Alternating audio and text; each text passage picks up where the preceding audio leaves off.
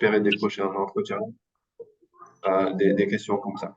Donc, je suis là pour ça et j'espère que à la fin de cette session, vous aurez en tout cas des pistes de réflexion et les idées un peu plus claires sur les sujets qui nous occupent aujourd'hui. Et effectivement, comme le disait Adrien, ma position de spécialiste des ressources humaines octroie une perspective particulièrement intéressante, en fait, pour vous, en tout cas dans la mesure où le recrutement fait partie de mon quotidien. Donc, je suis appelé à passer des dizaines d'entretiens. Je reçois, j'analyse des centaines de CV, euh, des lettres de motivation, je vois des emails de candidature. Donc, j'ai suffisamment côtoyé le milieu de l'entreprise pour comprendre déjà la psychologie de mes homologues RH, puisque c'est le premier mur auquel vous allez vous heurter, ou en tout cas le premier défi qu'il faudra surmonter. Comment est-ce que vous passez cette barrière du RH qui va voir votre CV, mais aussi des managers qui recrutent, parce qu'après le RH, il y a le manager aussi derrière. Et donc, je pense qu'on va procéder en plusieurs étapes. Aujourd'hui, on va vraiment se concentrer sur le CV pour respecter une forme de chronologie et les étapes en réalité d'un processus de candidature. Il y aura ensuite une session sur la lettre de motivation, la rédaction de l'email et enfin sur les techniques d'entretien. Donc pour aujourd'hui, on va vraiment se concentrer, je pense, sur les 2 heures qui viennent, sur la rédaction de CV, l'élaboration de CV. Donc voilà, on va essayer de croiser nos attentes, nos questionnements, la réalité du terrain aussi que j'ai pu observer ces dernières années en étant moi-même au cœur de la machine et pas en périphérie. Je rappelle quand même que je ne suis pas un professeur. Comme je le disais au début, même entre RH, ils ne sont pas toujours d'accord entre eux. Mouelle. Donc, voilà, je vais partager avec vous une connaissance qui est basée sur des éléments qui sont pas forcément scientifiques éprouvés, qui font pas forcément consensus. Donc, je suis un professionnel qui se met juste à votre disposition pour partager son expérience, ce que ses yeux ont vu, ce que ses oreilles ont entendu, et ce que mon parcours m'a amplement permis de tirer comme enseignement, dont je pense vous pouvez profiter. Donc, alors, je vais peut-être commencer par partager. J'ai une petite présentation que j'ai fait la dernière fois. Je vais la réutiliser. Je vais peut-être partager mon écran si j'y arrive. Hop. Est-ce que, Adrien, tu pourrais m'aider à partager mon écran? La fonction est Euh, désactivée. ah oui, donne-moi juste une seconde, je vais régler ça. Ça marche, merci beaucoup. Donc voilà, en attendant que ça se débloque, comme je disais, pas mal de questions que vous posez, je pense que vous aurez l'occasion de les aborder, quoi. Par exemple, voilà, je fais que déposer, je ne reçois pas de réponse. Est-ce que mon CV est bon? Est-ce que c'est la faute du CV? Est-ce que c'est autre chose? Ou bien, voilà, combien de temps, en moyenne, comme je disais, il faut attendre pour obtenir un entretien? Parce que certains se découragent au bout d'un mois, au bout d'une semaine, et ils pensent que voilà, ils sont pas au niveau, alors que c'est pas comme ça que ça fonctionne, en fait. Certains même, pour trouver un stage, ils vont vous dire que c'est compliqué. Ils vont vous dire, mais pourquoi est-ce qu'on demande de l'expérience alors que c'est un stage de base? Donc, tout ça, c'est des questions très pertinentes. Voilà, est-ce que vous pouvez même trouver un job si vous n'avez pas de relation, si vous n'avez pas un bon réseau, si vous n'avez pas fait telle ou telle école, est-ce que ça vous handicape ou pas? Voilà, est-ce que vraiment, il faut postuler à tout, même lorsque ça n'a aucun rapport avec votre parcours? Donc, n'hésitez vraiment pas. En deuxième partie de session, on aura l'occasion de faire un peu le tour de toutes ces problématiques. Donc, Abdul, c'est bon? alors, je vais essayer. Hop, non, toujours pas. Toujours pas? Non. C'est bizarre. Je regarde à nouveau. Mhm. Ils disent que je suis participant, donc j'ai pas le droit. Juste Non, un je instant. t'envoie le document. Ouais.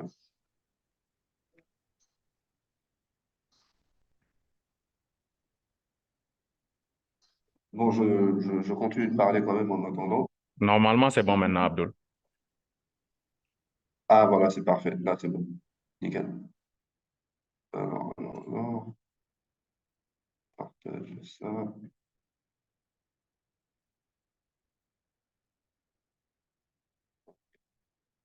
Donc, dites-moi si c'est OK. Est-ce que vous voyez bien mon écran Moi, je vois, mais n'hésitez pas à faire signe. Dites-lui si c'est bon ou pas. sur le chat? C'est bon ici. On OK, est... super, parfait. Alors, j'ai perdu le C'est chat. bon, J'essaie merci. OK, super, voilà, j'ai le chat. J'ai le chat. On est bon, on est bon. Donc, en fait, je vous propose de fonctionner en deux temps, en fait. Pour la première partie, en tout cas, vous allez remarquer que je suis à peu près toujours le même schéma. Donc, je vais commencer par parler de l'esprit, en fait, du CV et je vais glisser progressivement vers le contenu même du CV, donc le fond. Et enfin, je vais aller sur la forme, l'apparence, en fait. Et je ferai d'ailleurs pareil plus tard pour la prochaine session pour la lettre de motivation. Mais je veux vraiment que vous compreniez que le plus important, c'est l'esprit du CV. C'est pas les détails sur la forme. Est-ce qu'on doit positionner telle rubrique à tel endroit du CV ou pas? Non, c'est pas ça qui est important. Et je vais vraiment m'attarder sur cette histoire d'esprit du CV pour que vous compreniez bien quels sont les vrais enjeux en réalité derrière la rédaction du CV. Alors, euh, l'esprit du CV, c'est quoi? J'aimerais attirer votre attention en fait sur un élément qui est très important, qui est peut-être même le plus important. Et c'est ce que j'ai dit la dernière fois lorsque j'ai fait cette même session de partage d'expérience. Le CV, en fait, si vous voulez, il a une âme. En fait, le CV, il a un fil conducteur. Le CV, il raconte une histoire. Donc, il n'y a pas de règles fixes et prédéfinies dans la rédaction de CV. Ce qui importe, c'est quelle est l'histoire que vous voulez raconter à vos interlocuteurs. Qu'est-ce que vous voulez transmettre comme message? C'est ça qui compte. Donc, je pourrais même dire que le CV a à la limite une direction artistique, si je puis m'exprimer ainsi. Donc, en fait, c'est très important de comprendre ça. Il faut vraiment oublier les histoires de est-ce qu'il faut mettre la photo ou pas sur le CV, est-ce qu'il faut utiliser telle ou telle couleur, ou même est-ce qu'il faut commencer d'abord par la formation, puis les expériences. Oubliez ça, parce que ces questions, en fait, elles sont importantes, mais ce sont des détails, en fait, par rapport à cet élément qui est beaucoup plus important, qui est l'histoire que vous voulez raconter. Donc, le CV, il chante une musique, en fait. Et plus vite le recruteur reconnaît la musique de votre CV, plus vous avez de chances que ce CV finisse dans le bon panier. Donc, si le CV, il cherche, par exemple, c'est l'exemple que je prends souvent, le recruteur cherche un CV qui chante du reggae et votre CV, il commence avec du rap, bah, même si le reggae finit par arriver quelque part un peu plus tard dans votre CV, le recruteur, il a déjà commencé à se faire une idée et à émettre des hypothèses sur vous. Et ça, c'est dangereux. Donc, de la même manière, vous voyez sur l'image, les lapins, ils ont déjà commencé à se faire une idée de la taille de leurs carottes respectives, alors qu'en réalité, ils n'en savent encore rien parce qu'ils n'ont pas encore creusé, ils n'ont pas encore déterré les carottes. Donc, votre objectif, justement, c'est que la première impression du recruteur soit positive. Là, et les premières impressions, je dirais. Ces premières impressions sont très importantes à cause d'un phénomène qu'on appelle le biais de confirmation. Et ça, je le vois au quotidien, que ce soit avec mes homologues RH ou bien avec les autres managers. Je vois bien la manière dont ils analysent les CV. Et les premières minutes sont extrêmement importantes. Les premières phrases qu'ils lisent sont extrêmement importantes. Parce qu'ils se font déjà une idée. Ça ne veut pas dire qu'ils ne vont pas lire jusqu'au bout, mais ça veut dire qu'ils ont déjà orienté leur appréciation de votre CV au début.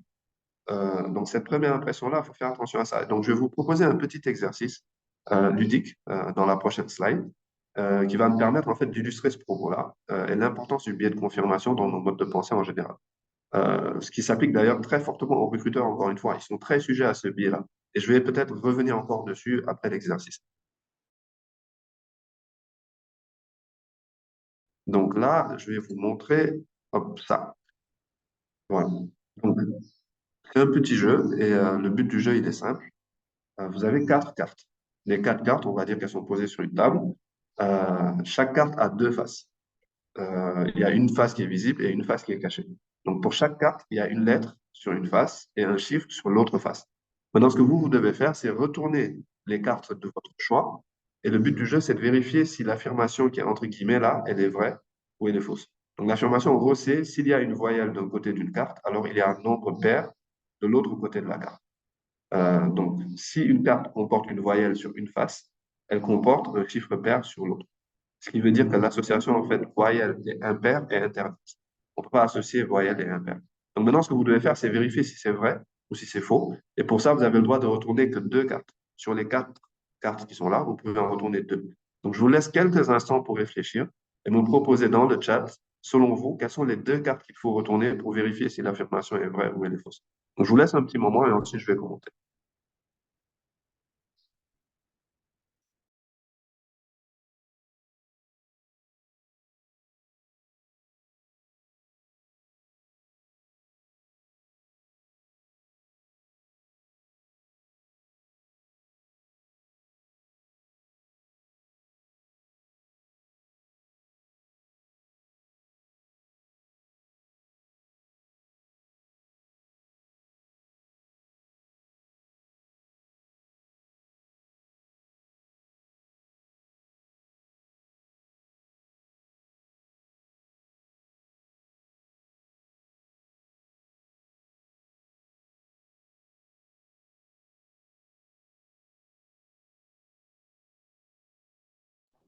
N'hésitez pas, hein, il n'y a pas de mauvaise réponse, il n'y a pas de bonne réponse. Je vais vraiment me servir en réalité de vos retours pour pouvoir étayer un propos. Donc, n'hésitez vraiment pas. Oui, bien sûr, mettez-le sur le chat. OK, j'ai déjà deux réponses. Donc, déjà, tu dis la carte 7, mais essaie d'en retourner deux. Il faut en retourner deux pour vérifier l'hypothèse. Alors, Aminata nous dit E est 4. OK. E est 7 pour Aïda. E est 4 pour Khan. Pas de souci, Adama, t'inquiète pas, je vais réexpliquer juste après. E est 4.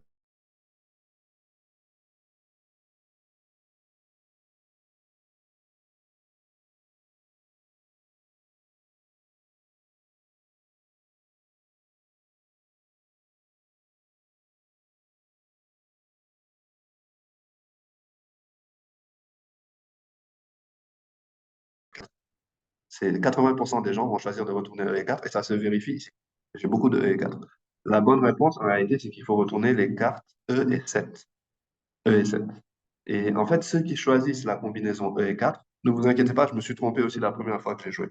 Moi aussi, j'avais choisi E et 4. Et ceux qui choisissent E et 4, en fait, ils se disent que là où il y a une voyelle, il y a forcément un chiffre pair.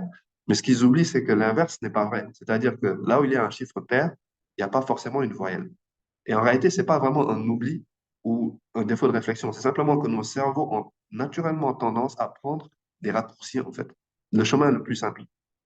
Et un auteur en psychologie sociale disait que le processus de catégorisation nécessite une simplification de la réalité. Cette simplification de la réalité, je la vois tout le temps au quotidien dans mon travail. On a besoin de ça pour réfléchir et pour avancer. C'est ce qu'on fait tout le temps. On simplifie la réalité tout le temps. Et donc, c'est la tendance instinctive de l'esprit humain à chercher en priorité, j'insiste sur ça, l'esprit humain va chercher en priorité des informations qui confirment sa manière de penser. Et il va négliger tout ce qui pourrait remettre en cause cette manière de penser-là. Vous comprenez maintenant l'impact sur la lecture du CV, sur la rédaction du CV. Dans la réalité, vous savez qu'il ne faut pas juger des gens sur une première impression ou sur un raisonnement simpliste. Mais mettez-vous à la place du recruteur qui doit traiter 100 ou 200 ou 300 CV. Il n'a pas le temps, il n'a même pas l'envie de se poser trop de questions sur chaque personne. Et plus vous l'obligez à réfléchir, plus vous prenez même le risque de l'énerver. Et comme je reprends l'exemple de la musique, si vous mettez du rap dans votre CV alors que le recruteur il cherche du reggae, vous l'obligez à réfléchir, en fait. Et s'il n'a pas envie, vous lui donnez juste une bonne occasion de mettre votre CV de côté, sans autre forme de procès. C'est parfois injuste, hein, ça j'en conviens, mais c'est comme ça. Donc c'est important d'en avoir conscience pour pouvoir justement en tirer avantage, parce que vous pouvez en tirer avantage. Parce que le biais de confirmation peut jouer en votre faveur. Donc c'est une réalité qui est extrêmement puissante dans les entreprises et dans la vie réelle, en fait. Euh, je vous donne un exemple rapidement. On va prendre un employé qui s'appelle Moussa. Moussa, il vient d'être recruté au poste de directeur financier. Bon, tout le monde sait qu'il est le candidat retenu sur 300, donc tout le monde s'imagine qu'il est quelqu'un de brillant. Voilà. Après les premiers jours, quoi qu'il dise, tout le monde va interpréter ses paroles comme des paroles intelligentes.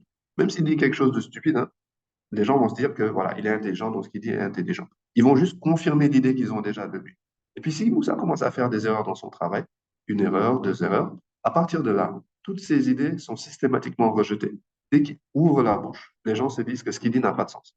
Et pourtant, parfois, il dit des choses qui sont très intelligentes, mais les gens se sont déjà fait une idée qu'il n'était pas bon. Et donc, tout ce qu'il va dire maintenant sera vu comme une mauvaise idée. Ça marche un peu comme ça aussi pour le CV, en fait. Ça s'applique vraiment à tout dans la vie. Donc, l'analyse de CV, une fois que le recruteur s'est fait une idée de votre profil, il va continuer à voir votre CV de la manière qui confirme l'idée qui s'est déjà faite. Et il sera moins réceptif donc à ce qui va contredire en fait son hypothèse. Moi, j'ai vu des managers disqualifier des CV en disant que voilà, ils n'ont pas le bon profil. Sauf que moi, derrière, en tant que RH, j'ai pris tout mon temps pour relire le CV et je me rends compte que si effectivement, le gars avait bel et bien le profil, mais c'était pas évident de le voir en 2 minutes. Le gars, il avait le profil, mais il fallait faire des calculs, des déductions. Il fallait, un peu comme l'exercice que je vais vous donner, il fallait pousser un peu la réflexion. Et on n'est pas forcément, les RH ne sont pas prêts à pousser la réflexion très loin. Encore moins les managers, en fait, souvent. Encore moins les managers. Donc faites très attention à ça. Euh, si vous voulez, il faut prendre le temps, en fait, d'analyser les éléments, de faire des déductions. Si le CV est trop long, si le CV est trop long, l'information pertinente est complètement noyée dans l'information non pertinente. Donc, au moment où je tombe, moi, en tant que RH, sur l'information pertinente, je ne l'aperçois pas comme pertinente parce que je me suis déjà fait une idée négative. Ouais. Donc, je vais peut-être je vais vous, je vais partager avec vous un CV. On va refaire un exercice. Et je remercie d'ailleurs au passage la jeune dame qui m'a donné l'autorisation d'utiliser son CV. Elle est peut-être même parmi nous aujourd'hui. Je vais juste retirer sa photo. Donc, voilà son CV. Donc, ce que je vais vous proposer, c'est encore une fois dans le chat, vous allez faire vous faire une idée de ce CV et me dire selon vous, quels seraient les problèmes de ce CV-là? Qu'est-ce qui manque? Qu'est-ce qu'il y a en trop? Qu'est-ce qui coince avec ce CV-là? Je vous donne encore quelques instants et ensuite on va commenter ensemble.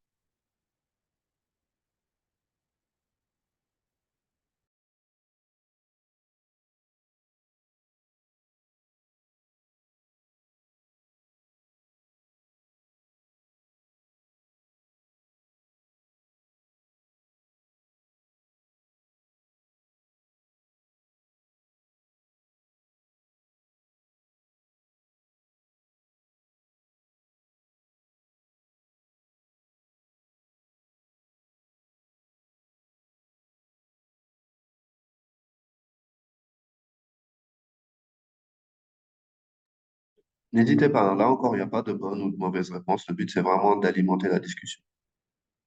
Vraiment, allez-y, quoi. Merci, John, pour cette réponse.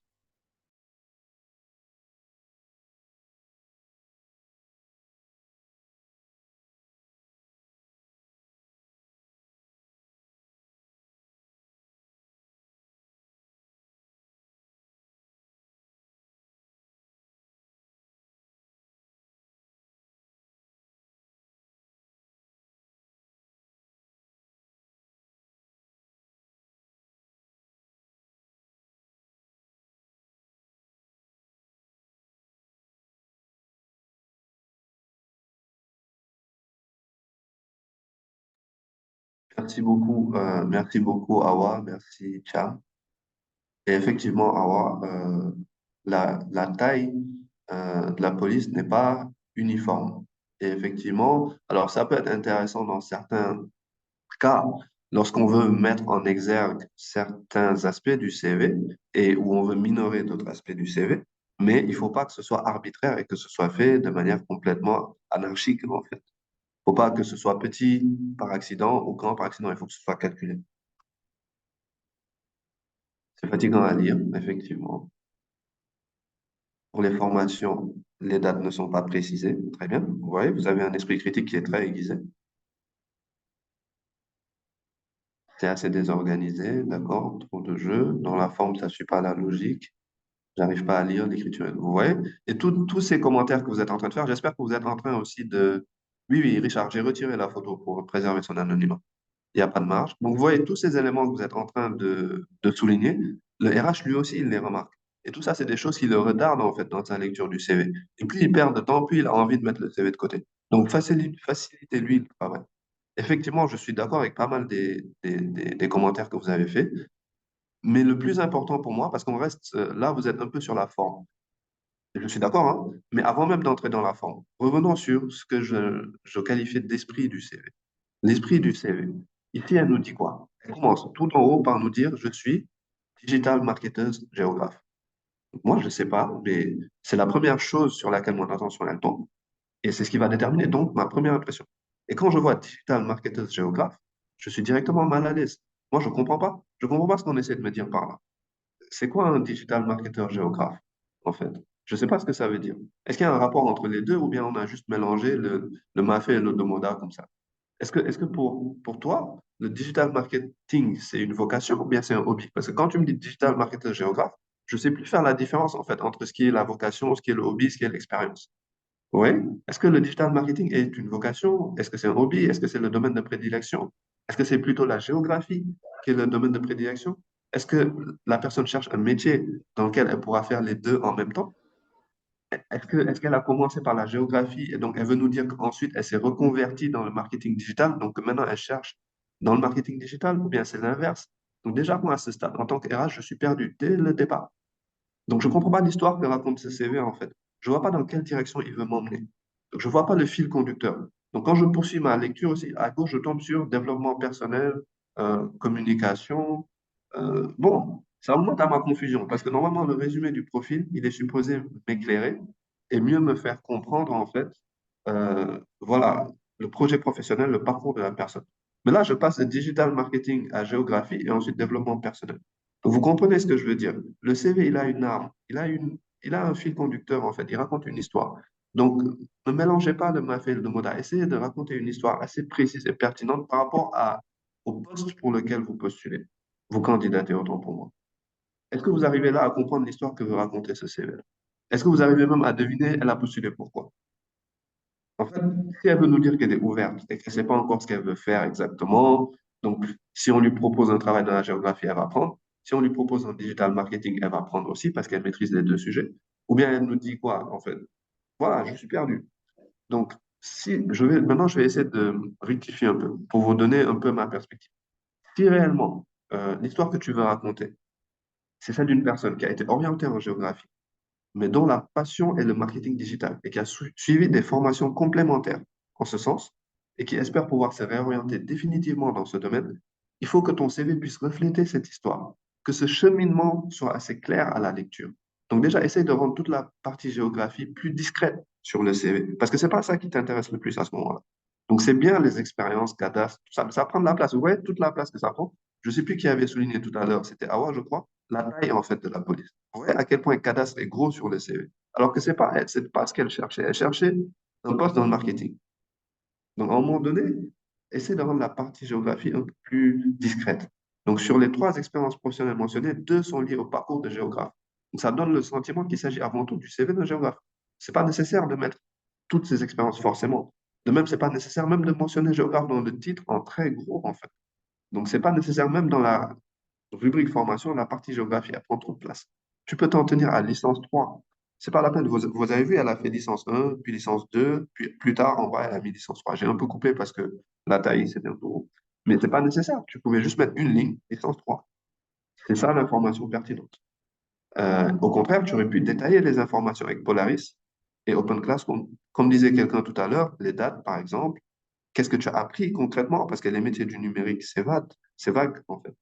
Donc, il faut vraiment savoir l'histoire que je veux raconter. Vous voyez, Euh, rien ne l'empêchait de mettre en avant, voilà, tous les certificats qu'elle a eus, et même vous voyez, dans le texte du profil, elle dit, j'ai eu de nombreux certificats. Je ne sais pas si vous le voyez. Oui, mais dis lesquels, surtout si c'est un rapport avec tes ambitions en tant que, dans la communication digitale.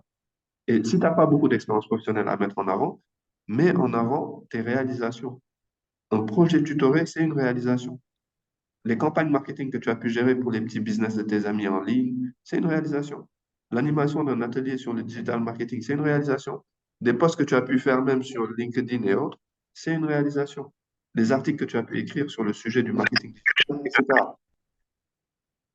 Et donc, quand tu fais ça, moi, je comprends que tu es passionné par le digital marketing et que tu souhaites te réorienter de la géographie vers le digital marketing, que tu souhaites trouver un emploi dedans et que tes études ne sont pas pour toi l'alpha et l'oméga de ton projet de carrière. Et toutes ces réalisations-là, en fait, si tu les as pas, tu peux aller les chercher, en fait. Ça dépend que de toi.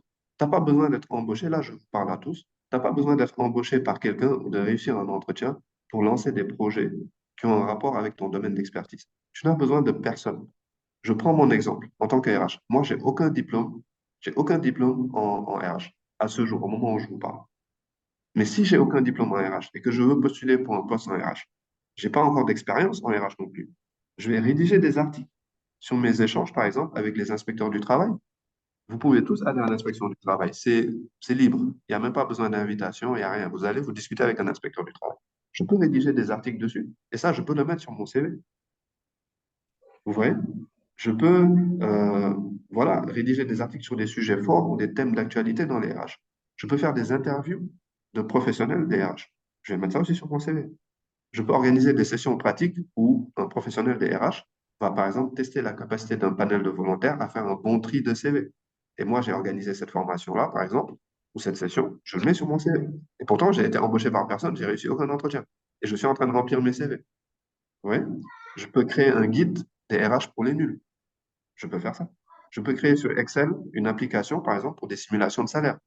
J'ai besoin de personne pour faire ça. J'ai besoin juste d'aller sur YouTube et de suivre des tutoriels. Vous voyez? Tout ça, c'est des exemples, en fait. Je peux chercher des certificats en ligne qui sont pertinents par rapport au RH. Je vais mettre tout ça. Je peux maîtriser des outils métiers. Parce que dans les RH, par exemple, et dans toute discipline, je vais vous donner un exemple, par exemple, dans la comptabilité, il y a des logiciels. Dans les RH, il y a des logiciels bien précis. Même dans la communication digitale, il y a des applications, des logiciels à maîtriser, qui sont un avantage pour vous. Et tout ça, vous pouvez le mettre sur votre CV. Donc, il faut déjà avoir une idée assez précise de vos ambitions, du chemin, de la direction dans laquelle vous voulez aller. Et ensuite, construire votre CV dans cette logique-là. Et il faut que ce soit vraiment cohérent, en fait. Il faut vraiment que ce soit cohérent. Et avec tout ce que je vous ai dit là, en tant qu'RH, tout ce que j'ai pu faire, même sans diplôme et sans aucune expérience dans une entreprise, est-ce que vous pensez vraiment que ça va être difficile de trouver un stage ou un emploi? Vraiment, si avec tout ça, tu n'arrives pas à trouver un stage ou un emploi, vraiment, vous pouvez même m'appeler directement au téléphone et moi-même, je cède mon poste à la personne, puis c'est moi qui vais chercher du travail. Pour vous dire à quel point je suis persuadé que c'est qu'une question de temps, en fait, quand on passe par cette méthode-là, pour trouver un emploi. Et c'est la meilleure manière de remplir son CV et de lui faire raconter une histoire. Maintenant, attention, je ne suis pas en train de dire depuis le début, avec l'histoire de géographie et tout ça, mon propos n'est pas de dire qu'il faut éliminer du CV tout ce qui n'a pas de rapport direct avec la recherche d'emploi. Je ne dis pas ça du tout. Je vous donne un exemple. Si tu cherches un emploi en tant que comptable, euh, je n'ai pas dit que tu dois éliminer de ton CV l'expérience que tu as dans, par exemple, la programmation informatique. Effectivement, Babacar, une certaine surcharge d'éléments. Je suis en train de lire les commentaires en même temps. Donc, tu n'élimines pas forcément l'expérience que tu as dans la programmation informatique, mais tu le places judicieusement. Cette expérience-là, tu la places judicieusement pour qu'elle envoie un message sur ton CV que ces compétences en informatique sont un atout supplémentaire dans le domaine principal de la comptabilité. C'est cela que j'entends par raconter une histoire. Il faut pas que j'ai l'impression que c'est le CV d'un informaticien. Ça doit être le CV d'un comptable qui maîtrise l'outil informatique, sachant que l'outil informatique est utile dans le domaine de la comptabilité. J'espère que vous faites la différence et que vous comprenez ce que je veux dire. C'est un atout. C'est cela que j'entends par raconter une histoire. Si l'histoire elle est mal racontée, on aura un CV, on va penser que c'est un informaticien, alors que c'est un comptable. Si l'histoire elle est bien racontée, on comprend que c'est un comptable qui a des compétences en informatique qui sont potentiellement utiles dans l'exercice de ses fonctions de comptable. Et si tu postules, par exemple, pour un travail dans la finance, c'est pas dit non plus que tes compétences en marketing ne sont pas utiles. Les compétences en communication, elles sont généralement transversales de toute façon. Tu peux les faire apparaître dans ton CV comme étant c'est des compétences au service de ton profil financier, voilà. C'est pas, mais il faut pas que ça apparaisse comme une double nationalité. Vous voyez, parce que le thème de la double nationalité, c'est un peu d'actualité aujourd'hui. Cette jeune fille, très sympathique par ailleurs, ce CV, c'est sa carte de visite et on a l'impression qu'elle a une double nationalité. Alors, dans certains cas, je dis pas que c'est pas bon, mais dans son cas à elle, c'est pas très cohérent. Vous voyez ce que je veux dire? Donc, faites vraiment attention à ça, à l'histoire que vous voulez raconter, en fait. Et globalement, si en lisant le CV, je me dis, ah, c'est le CV d'un professionnel du marketing qui s'intéresse à la finance, il y a un problème.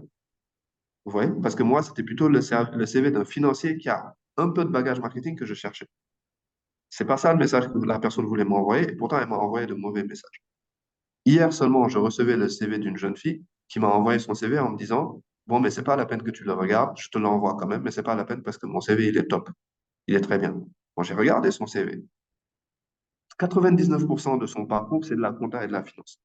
Sauf que la toute première ligne en haut, là où elle met ses formations, ses certificats, c'est du marketing. Alors oui, c'est très bien, mais pourquoi tu l'as mis tout en haut en fait? C'est-à-dire que c'est apparu avant même tes formations en finance et en compta. Et la date, elle est claire, ça se voit que tu l'as fait là très récemment. Quel est le message que tu envoies? J'ai presque l'impression que tu veux te réorienter dans le marketing. Puis c'est la première chose que j'ai vue, c'est ça. Certes, c'est ton expérience la plus récente, mais ce n'est pas la plus pertinente par rapport au poste que tu cherches, parce que je sais que tu cherches un poste dans le contrôle de gestion. Donc pourquoi la première chose que je vois, c'est ton petit certificat en marketing? Ça n'avait pas de sens, en fait. Ça me fait me poser des questions. Est-ce que tu cherches à te réorienter? Est-ce que tu n'es pas satisfaite de ton rôle, de ton métier, en fait, ou bien tu n'es pas performante dans ton métier et tu es en train de chercher ailleurs? Il ne faut pas que je me pose ce type de questions-là. Il fallait voir où est-ce que tu allais placer ça pour raconter une histoire qui est cohérente, en fait, avec le poste pour lequel tu es en train de candidater. Alors, je vais vraiment résumer, encore une fois, cette histoire de biais de confirmation par la règle des 3 8. Euh, En marketing ou en communication, on nous apprend quoi? Si tu arrives à décrocher 2 oui à une personne, 2 oui, si tu lui fais dire oui 2 fois, la troisième fois, il y a de fortes chances que tu arrives à lui faire dire oui, même si tu dis n'importe quoi. Le sens inverse aussi. Si tu fais dire non 2 fois à une personne, il y a de fortes chances que la personne dise non. pour la troisième, même si en fait elle devait dire oui. Donc faites vraiment attention à ça. Si vous postulez pour, par exemple, un job de chef de projet par exemple, mais il se trouve que vous êtes capitaine d'équipe de football. Alors, si je suis déjà convaincu de tes compétences en tant que chef de projet, je serai plus facilement tenté de me dire que ton expérience de capitaine d'équipe de foot, c'est un plus. Parce qu'en tant que capitaine, voilà, tu sais diriger une équipe. Cette compétence, elle est utile pour un chef de projet. Par contre, si je tombe sur ton expérience de footballeur et que le CV m'oblige à m'attarder dessus, avant même que j'ai pu être convaincu des compétences en tant que chef de projet, dans ce cas, je vais me dire que c'est le CV d'un footballeur. Et c'est hors sujet, et je vais mettre le CV de côté. Donc, faites vraiment attention à ça. Excusez-moi, si vous voulez bien couper les micros. Voilà. Donc, arrivé à ce stade, vous aurez compris, en fait, on a déjà répondu à pas mal de questions. Est-ce que c'est possible ou pertinent de mettre toutes ces expériences dans le CV, par exemple? La réponse, c'est ça dépend de l'intérêt par rapport à l'histoire que tu veux raconter. Et ça vaut pas que pour l'expérience d'ailleurs, ça vaut pour les études, ça vaut pour les compétences, pour les logiciels, pour les langues. Par exemple, moi, en tant que RH, j'ai quand même laissé mes diplômes en finance sur mes CV. Pourquoi? Parce que je sais que déjà, mon expérience en RH suffit à convaincre de mes compétences dans le domaine des ressources humaines. Donc, c'est les premières que je mets en avant. Mais je sais aussi que dans le domaine des RH, le diplôme n'est pas un facteur incontournable, contrairement à d'autres domaines où le diplôme est important. Donc, pour toutes ces raisons-là, j'ai décidé de laisser mes études en finance sur mon CV. Comme je disais tout à l'heure, c'est pas la peine de mettre licence 1, 2, 3. Si tu es déjà arrivé à avoir des diplômes, tu mets juste licence en ceci, cela, ça tient sur une ligne. Pas la peine non plus de remonter jusqu'au BFM. Vous voyez? C'est pas la peine de mettre toutes les informations. En fait, il faut mettre les informations pertinentes par rapport à ce pourquoi vous postulez. Si le diplôme est en cours aussi, vous le précisez. Il ne faut pas mettre, voilà, 2021, 2023, et alors que c'est en cours, vous ne l'avez pas. Parce qu'après, derrière, ça peut vous causer des problèmes. Donc, en fait, on a aussi répondu à la question, combien de CV différents est-ce que je dois avoir? Certains se posent la question. Vous avez peut-être d'ailleurs déjà reçu ce conseil-là. Il ne faut pas avoir un seul CV ou il ne faut pas toujours envoyer le même CV. Mais maintenant qu'on a perdu tout ce temps-là sur les CV, je pense que vous avez compris que le propos, vraiment le but, c'est, il n'y a pas de nombre fixe en fait de CV que chacun doit avoir. L'idée, c'est pas, si je reprends le cas de notre ami géographe, de faire deux CV, un pour mettre en avant son parcours de géographe et l'autre pour mettre en avant son parcours dans le marketing digital. L'idée, c'est que la plupart du temps, lorsque vous envoyez votre CV, vous avez déjà ciblé l'annonce d'emploi qui vous intéresse. Donc, vous savez ce qui est attendu de vous dans le cadre de cette annonce spécifique. Donc, à vous de voir si le CV que vous allez envoyer raconte bien la bonne histoire par rapport à l'annonce en question. Donc, il ne s'agit pas de faire un nouveau CV à chaque fois que vous le déposez. Ce serait déjà, un, extrêmement fatigant, et le retour sur investissement n'en vaut pas la peine. Bon, c'est pas non plus idéal d'avoir un seul CV et d'envoyer toujours le même CV partout, sauf si vous postulez toujours le même type de poste. Mais si vous postulez à des annonces dans des métiers ou des secteurs différents, il peut être intéressant d'avoir un CV par type de métier ou par secteur. Donc, ça dépend vraiment de vous, ça dépend de votre parcours. Vous pouvez, par exemple, faire un CV par catégorie d'annonce d'emploi. Donc, vous avez un CV qui correspond au poste, par exemple, d'assistant administratif. À chaque fois que vous allez postuler pour assistant administratif, vous allez utiliser ce CV-là. Et à côté, vous pouvez avoir un autre CV qui correspond au poste d'assistant RH. Et à chaque fois que vous allez postuler pour assistant RH, c'est ce CV que vous allez utiliser. Donc, il n'y a pas de règle générale ici. Le but, c'est vraiment de maximiser vos chances en minimisant vos efforts. Parce que chercher du travail, ça prend du temps. C'est un processus qui est un peu épuisant. Donc, il faut savoir être intelligent dans la manière de procéder. Donc, n'oubliez pas que pour certains, vous serez appelé à postuler 3 ou 4 fois par semaine jusqu'à trouver un emploi. Et vous ne pouvez pas faire 3 ou 4 CV par semaine. Ce serait contre-productif. Par contre, lorsque une annonce d'emploi vous tient vraiment beaucoup à cœur, ben là, rien ne vous empêche de prendre le temps de bien revoir votre CV pour être sûr qu'il reflète de la meilleure manière l'alignement de votre profil et des attentes du poste. Ça sert à rien donc de se dire que je vais faire un nouveau CV à chaque fois que je postule. Parce que de toute façon, la lettre de CV, pardon, la lettre de motivation, elle est là pour vous permettre de personnaliser après votre candidature et de la faire coller au plus près à l'annonce. Donc, soyez dans la mesure, dans le juste milieu à ce niveau-là. Et donc, on va aboutir à une autre question qui est la longueur du CV. Une question qui revient très souvent. On me pose très souvent cette question-là. Est-ce qu'il faut une page? Est-ce qu'il ne faut pas dépasser une page? Ou bien est-ce qu'il faut au contraire mettre le plus de pages possible? Et normalement, si on a bien tout suivi depuis le début sur l'esprit du CV, là encore, la question, on a déjà répondu à la question. L'important, c'est pas de savoir si le CV il fait plusieurs pages ou pas. Je vous invite vraiment à faire preuve de sagesse. C'est pas la taille qui compte. Comme sur l'image, c'est pas la taille qui compte. C'est ce que vous mettez dans le CV. Je vous raconte une petite anecdote. Il y avait un de mes oncles qui se vantait très souvent d'avoir un CV qu'il disait incompressible. Incompressible, c'est-à-dire je ne peux pas diminuer. Et c'est 20 pages. Il me donnait ce CV tout fier. Et je lui disais, tonton, 20 pages ou une page, c'est pas important pour le RH. Si tu fais une page, parce que certains, par contre, vont tout faire pour faire tenir leur CV sur une page. Ils vont dire, je ne veux pas dépasser une page. C'est une erreur. À moins que l'annonce vous oblige à le faire, c'est une erreur. Ne vous forcez pas tellement à faire tenir votre CV sur une page que vous allez sacrifier des informations pertinentes. Il ne faut pas faire ça. Et dans l'autre sens, certains vont vouloir avoir un CV kilométrique en pensant que ça va augmenter leurs chances. Pas du tout. Les recruteurs détestent en général avoir plus de 4 pages. Mais maintenant, ne sacrifiez pas des informations parce que vous voulez avoir moins de pages. Si l'information est pertinente, mettez-la. Si ça fait 10 pages, tant mieux. L'important, en fait, le recruteur ne sera pas énervé si jamais il se rend compte que même si ça fait 10 pages, c'est 10 pages d'informations pertinentes. Ce qui va l'énerver, c'est de voir des informations qui ne sont pas pertinentes ou qui ne sont pas forcément utiles quand vous rentrez trop dans le détail ou des choses comme ça. Donc, ne raccourcissez pas tellement votre CV qu'au final, il ne veut plus rien dire parce que vous n'avez pas mis suffisamment d'informations. Et de l'autre côté aussi, ne rallongez pas à outrance, ça ne sert à rien. Assurez-vous que toute l'information qui est là est pertinente. C'est tout ce qui compte par rapport à la longueur du CV. Donc, vous devez trouver la manière de présenter les informations de sorte à être concis et précis. Rappelez-vous juste des épreuves de résumé discussion à l'école. C'est pas parce qu'on t'a donné une limite de 500 mots maximum et que tu as réussi à résumer le texte en 200 mots que tu auras 20 sur 20. Au contraire, tu peux te retrouver avec 6 parce qu'il faut la quantité, mais aussi la qualité. Donc, il faut réussir à ne pas perdre d'informations pertinentes tout en limitant le nombre de mots de formules. C'est exactement la même chose. Donc, si tu veux être percutant, il faut aller à l'essentiel.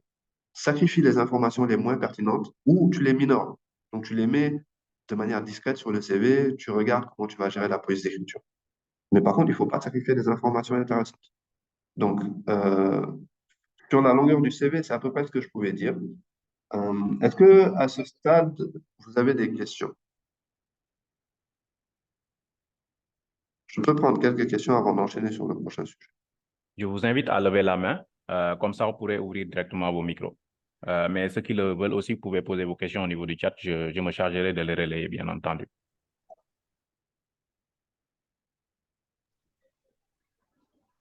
Moi, Yes? ok, bonjour. Bonjour. Je m'appelle Oulimatou Diédhiou. Enchanté, Oulimata. Bonjour.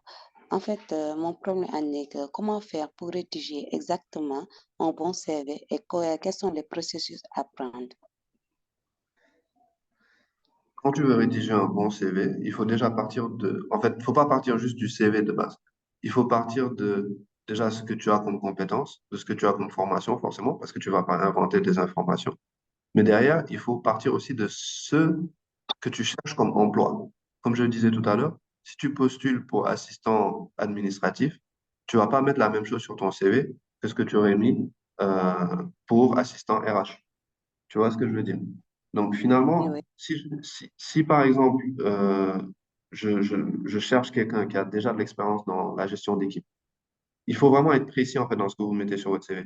Le simple fait de voir par exemple que tu es chef de projet, tu mets ça sur ton CV, tu mets juste chef de projet, tu passes à autre chose. Ça suffit pas. Il faut que tu précises dans tes missions ou dans tes réalisations que tu as dirigé des équipes, tu précises le nombre de personnes, le lien hiérarchique, etc. Si tu as utilisé tel ou tel outil métier, tu le précises. Si tu maîtrises l'anglais, par exemple, tu le précises. Tu précises ton niveau. Je ne suis pas censé deviner, par exemple, que tu maîtrises l'anglais simplement parce que tu as mis sur ton CV, tu as mis ton CV en anglais, par exemple. Ça ne veut rien dire. Donc, il y a vraiment Mm. deux mots. C'est vraiment précision et concision. Et aucun des deux ne doit dominer sur l'autre, en fait. Il faut chercher l'équilibre. Il ne faut pas que trop de précision t'empêche d'être concis. Il ne faut pas que trop de concision t'empêche d'être précis. Donc, essaie de voir. Déjà, classiquement, tu vas mettre forcément une rubrique sur tes formations, toutes les formations que tu as suivies. Ensuite, tu auras une rubrique sur tes expériences, si tu en as. Tes réalisations aussi, c'est extrêmement important. On ne parle pas beaucoup des réalisations, beaucoup les négligent. Et j'en ai parlé un peu plus tôt quand je donnais l'exemple du RH qui n'a aucune expérience professionnelle, qui n'a même pas de diplôme, mais qui a réalisé beaucoup de choses. Et ces réalisations-là, elles valent expérience en réalité pour le recruteur. Donc, si tu as réalisé des choses, par exemple, je prends l'exemple dans le marketing, une fille qui n'a pas forcément même de diplôme en communication digitale ou autre, qui n'a pas forcément d'expérience professionnelle dans ça, mais qui a aidé ses copines, par exemple, qui vendent, par exemple, des produits aloe vera. Elle leur a fait leur page Facebook, Instagram et tout ça. Elle a animé leurs réseaux sociaux. Elle a fait une petite campagne de communication digitale avec quelques petits spots vidéo, etc., etc. Alors, tout ça, c'est de l'expérience. Et ça, tu mets ça dans la rubrique réalisation. Et pour le recruteur, vraiment, il ne fait pas forcément la différence entre réalisation et expérience professionnelle.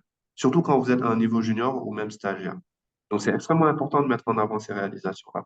De la même manière que là, moi, j'arrive à capter votre attention avec des images, l'esprit humain, il fonctionne comme ça aussi. Yes. Hmm. L'esprit humain, il fonctionne comme ça. Il fonctionne beaucoup avec des images. Ouais. Excuse-moi, donne-moi une seconde. Oui.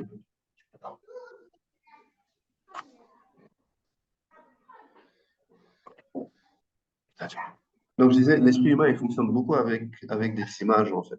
Pourquoi? Parce que c'est illustratif. Donc, de la même manière que j'arrive à capter votre attention depuis tout à l'heure avec des images, mettez aussi des images dans votre CV. Et quand je dis mettre des images, je ne parle pas de mettre des dessins comme ce que je suis en train de faire là. Euh, Vraiment, entendons-nous bien, je parle vraiment de mettre en avant vos réalisations. Tout ce que tu as fait, même au-delà du monde du travail, mais qui a un rapport avec ce pourquoi tu postules. J'espère que c'est assez concis ce que je suis en train de dire. Mais très classiquement, mais on aura l'occasion de le voir. Regarde, je vais vous partager ici les exemples de CV. Vous verrez comment structurer de manière très classique un CV. Mais ce que je veux que vous compreniez, c'est pour moi le plus important. C'est pas ça ce que tu es en train de voir là. C'est pas ça le plus important. Le plus important, c'est de comprendre où tu vas aller, à qui tu parles, pourquoi tu postules, et donc de raconter une histoire qui est cohérente avec ce que la personne veut entendre. Mais c'est pas de savoir que, OK, je vais mettre les compétences ici en haut, ensuite je vais mettre le parcours professionnel ici, ensuite je vais mettre la formation en bas. Je pouvais très bien mettre la formation en haut, les compétences en bas, ça ne change rien. L'important pour moi, c'est que ça raconte une histoire qui est cohérente avec ce que je recherche. Si je recherche une assistante administrative, je veux que ton CV raconte l'histoire d'une assistante administrative. Mais je veux pas que ça raconte autre chose. C'est vraiment ça le plus important. Après, les gens, ils ont donné des commentaires très intéressants un peu plus tôt sur la propreté du CV. Mais ça, on aura l'occasion de revenir dessus, il n'y a pas de souci. Ok. Super. Merci, Madame Diédiou. Il y a Pape Moussa Ndiaye qui a levé la main, Abdul. Pape Moussa, vous pouvez ouvrir votre micro, hein, il n'y a pas de souci. Bonjour à tous. Voilà, ma question est la suivante. Euh, je voudrais savoir la différence entre réalisation et expérience professionnelle. Bon, normalement, Moussa Diédiou, bon, voilà, a répondu à la question. Donc, je vais passer à l'autre question, qui est de savoir, est-ce que, bon, si une fois vous maîtrisez une langue ou bien vous maîtrisez quelque chose et que vous n'avez aucune source, aucun certificat qui l'atteste, est-ce que c'est pertinent de le mettre dans votre CV ou pas? Alors, est-ce que tu veux que je réponde à la première question sur les réalisations? Bien, tu dis que tu as déjà la réponse. Oui, je disais que vous l'avez déjà répondu bon, tout à l'heure, bon, mais pouvez en revenir si vous voulez. OK. Alors, D'accord. vous pouvez me tutoyer, hein, il n'y a aucun souci, on est entre jeunes, il y a vraiment pas de problème. Donc, en fait, les réalisations, c'est ce qui vous permet de donner des exemples concrets. C'est ce qui vous permet d'illustrer votre parcours. Donc, votre contribution, en fait, à la valeur ajoutée que vous mettez sur la table. Et quand je parle de réalisation, je fais aussi bien référence à ce que vous pouvez aller chercher par vous-même, comme je l'ai dit tout à l'heure. Donc, tous les exemples que je donnais un peu plus tôt. Un autre exemple de réalisation, par exemple, ce serait sur ton CV, à un moment donné, tu mets, OK, j'ai organisé une campagne de collecte de fonds qui aurait, par exemple, dépassé l'objectif initial de 50%, ce qui a permis de financer la construction d'une école dans une région défavorisée. Ça, par exemple, c'est une réalisation. C'est concret, en fait. Le but, c'est vraiment de dire des choses palpables. C'est pas, vous savez, souvent dans les CV, les gens donnent des missions assez classiques. J'ai assisté dans telle mission, j'ai fait tel état financier, par exemple, mais c'est quoi l'aboutissement? C'est quoi le but final derrière? Il faut pouvoir le dire. Vous voyez ce que je veux dire? Donc, il ne s'agit pas de lister des tâches, des missions, ça c'est bien. On m'a demandé de coordonner ceci, on m'a demandé de faire cela, tout ça c'est bien. Mais tu ne donnes pas le sentiment de quelqu'un qui est orienté résultat. Je donne l'exemple d'une caissière. Elle peut avoir pour mission de traiter chaque arrivée des clients et enregistrer les articles. Ça, c'est la mission. Ça, c'est la mission, la tâche. Mais la réalisation, ça pourrait être d'avoir mis en place une routine ou une procédure qui lui permet de limiter le temps d'attente et donc d'augmenter le nombre de clients qu'elle arrive à traiter dans une journée. Ça, c'est quelque chose qu'elle a réalisé. C'est pas une tâche qu'on lui a donnée, c'est le produit fini, si tu veux. Donc, ça permet en fait d'être très concret et ça permet aux recruteurs de savoir ce que vous avez fait concrètement, ce que vous êtes capable de faire et ce que vous êtes capable de mettre sur la table. Donc là, on met en fait davantage l'accent sur les résultats visés et obtenus. Donc, c'est intéressant vraiment du point de vue du recruteur. Et une erreur que j'ai vue assez courante, c'est les candidats qui mettent en avant les résultats, par contre, d'un projet et pas les résultats personnels. C'est-à-dire, ils vont dire, OK, moi, j'ai travaillé pour le projet X et le projet X a construit X écoles, a construit X puits, a pu sensibiliser 400 femmes à tel outil. Mais tu n'as pas dit quelle est, toi, ta participation dans l'atteinte de cet objectif-là. Et ça, c'est dommage. Et je vois beaucoup de CV comme ça. Ils vont mettre en avant les réalisations du projet et pas leur réalisation à eux dans le cadre du projet. Il faut faire la différence avec ça. Donc, bon, c'est ce que je pouvais dire un peu voilà, sur les réalisations. Maintenant, sur les langues. Alors, c'est très simple. Voilà, si, 90%, oui. voilà, si vous me permettez, juste revenir sur cette question de réalisation. Mhm. Bon, j'avais une autre question en rapport avec ça. Est-ce que les initiatives personnelles qui sont réussies ou pas peuvent être considérées comme des réalisations? Absolument. Absolument. Qu'elle soit réussie ou pas, effectivement. L'important, c'est parfois d'avoir essayé et de voir que la personne était déjà intéressée par le sujet, qu'elle a mis en place des process, qu'elle a mis en place une dynamique. Ensuite, que ça réussisse ou pas, ça, c'est des facteurs parfois exogènes. Donc, ne te freine pas parce que ça n'a pas réussi. Tu pourras justifier ça en entretien. Mais derrière, c'est bien de mettre en avant les réalisations. Et comme je l'ai dit, bien sûr, personnel, c'est très important, surtout quand on est junior et qu'on n'a pas beaucoup d'expérience professionnelle. Il faut mettre en avant vos réalisations personnelles, mais pas n'importe quelle réalisation personnelle. Par exemple, moi, j'ai écrit des livres. Je peux le mettre, je peux le mettre dans mon CV si je cherche un travail dans les RH. La personne qui va voir mon CV va se dire, bon, au moins, je peux supposer que la personne a une bonne qualité de rédaction. Et la qualité de rédaction, c'est une compétence qui est importante pour un RH. Bon, tu vois? Donc ça, c'est une réalisation personnelle, je peux le mettre. Maintenant, faut pas non plus mettre des réalisations personnelles qui n'ont aucun rapport avec l'annonce. Ce serait pas forcément pertinent. Donc, restez vraiment focus sur qu'est-ce que la personne recherche. La personne qui va lire mon CV là, qu'est-ce qu'elle recherche? Et qu'est-ce que je peux lui mettre sur la table pour lui dire, voilà, je suis intéressant pour telle et telle raison. Mais bien sûr, n'hésitez surtout pas à mettre en avant vos réalisations personnelles, au-delà de votre expérience professionnelle. Donc, les réalisations, il y a les réalisations donc, personnelles et il y a celles que vous pouvez même avoir au sein même d'une organisation de votre emploi formel. Vous pouvez aussi, comme je l'ai dit tout à l'heure, dire, voilà, moi, j'ai mis en place un processus qui me permet de limiter le temps d'attente des clients dans le supermarché dans lequel je travaille. C'est une réalisation dans le cadre de ton travail. J'espère que ça répond à la question. Oui, merci beaucoup. Super. Et donc, pour la langue, 90% au moins des gens, de toute façon, ne précisent pas forcément les certificats qu'ils ont. Donc, si vous en avez, bien sûr, il faut le mettre, parce que derrière, c'est ce qui permet de consolider, en fait, et de certifier, en réalité, de votre niveau. Donc, si vous avez le TOEFL, si vous avez le TOEIC, si vous avez n'importe quelle certification, même si c'est un truc à British Council, vous le mettez. Ça permet toujours de conforter, en fait, l'idée qu'effectivement, vous avez tel ou tel niveau dans la langue. Si vous ne l'avez pas aussi, mais que vous savez que vous avez un niveau X dans cette langue, par exemple, moi, je n'ai ni le TOEIC, ni le TOEFL, ni un certificat de British Council. Par contre, je suis bilingue, enfin, je parle anglais. Je mets que mon anglais, il est très bon. Et derrière, par contre, attends-toi à avoir des questions en anglais en entretien. Donc, il faut pas mentir. Il faut pas mentir. Si jamais tu sais que ton niveau, il est moyen, tu mets pas bien. Si tu sais que ton niveau, il est très bien, tu mets très bien. Il n'y a pas de problème si tu n'as pas de certificat. Mais maintenant, derrière, essaye quand même de chercher ces certificats-là. C'est jamais une perte de temps. Surtout les TOEIC, TOEFL, c'est toujours bien. Et puis, c'est des standards. Donc, tout le monde sait ce qu'est le TOEFL, tout le monde sait ce qu'est le TOEIC. Voilà, pour répondre à cette question.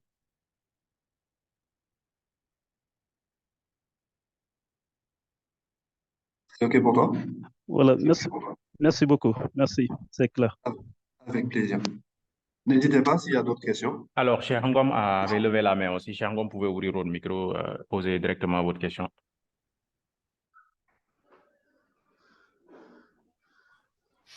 Bonjour, monsieur.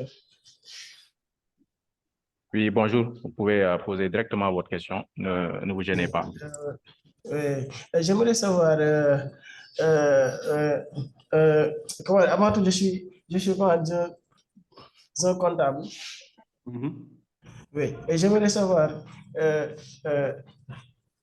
euh, si je pouvais, moi, je pouvais postuler dans un domaine, dans un domaine qui n'est pas mon domaine. Alors, Est-ce que je pourrais, premier point. Oui, hmm? vas-y. Oui. Alors, Est-ce que je pourrais oui. faire la mise à jour de mon CV Mhm. ou je pourrais envoyer directement ma candidature? Mhm. Ma, Alors, ma deuxième question en est que euh, est-ce que je peux mettre mes certifications et mes diplômes dans un même rubrique? alors, avant même de... Merci beaucoup pour ces deux questions qui sont très intéressantes. Avant même de répondre, je vais quand même vous inviter, toutes et tous, on est plus de 200 là, j'ai l'impression, on est pas mal. Je vais vous inviter vraiment à vous exprimer comme vous le sentez. Alors, je m'excuse par avance, mon Wolof parler n'est pas terrible, mais mon Wolof compris, il est bon. Donc, je comprends très bien Wolof. Donc, si vous êtes plus à l'aise à vous exprimer en Wolof, n'hésitez surtout pas, je pourrais vous répondre tout simplement en français. Ensuite, j'aurais bien aimé que tu me dises, par exemple, avec ton profil de comptable, tu voudrais postuler pour quoi, par exemple? Quoi d'autre? Dans quel autre domaine? Par exemple, par exemple, si je pourrais postuler comme gestionnaire de stock ou caissier. Alors, tu vois, par exemple, il y a un lien entre la gestion des stocks, donc tout ce qui est supply chain logistique finalement, parce qu'avant les stocks, il y a les achats, donc tu as un poste dans ce qu'on appelle l'approvisionnement, etc. Il y a un lien direct entre le département appro et la comptabilité, parce que les stocks, déjà, ils sont comptabilisés, on est d'accord. Les stocks, ils sont comptabilisés. Les achats aussi, il y a un lien avec la compta directe. Donc, tu peux déjà capitaliser sur ton expérience en tant que comptable et ta sensibilité sur les questions de supply chain et d'approvisionnement. Il y a un lien direct en fait entre la comptabilité et la supply chain. Maintenant, sur ton CV, si tu arrives à mettre en avant cette expérience-là en tant que comptable, mais qui a touché aux achats, aux stocks, etc., c'est très bien. Mais sinon, il va falloir, parce que supposons que ça fait 3 ans, 4 ans que tu bosses dans la compta et que tu veux te réorienter comme ça sur la supply chain, il va falloir trouver un moyen de mettre sur ton CV des éléments qui permettent de faciliter cette transition-là. Donc, tu vas chercher des certificats, par exemple, dans la supply chain. Tu vas chercher la maîtrise de certains outils. Par exemple, ça peut être Ariba, ça peut être des ERP qui te permettent de gérer ces aspects-là sur le stockage.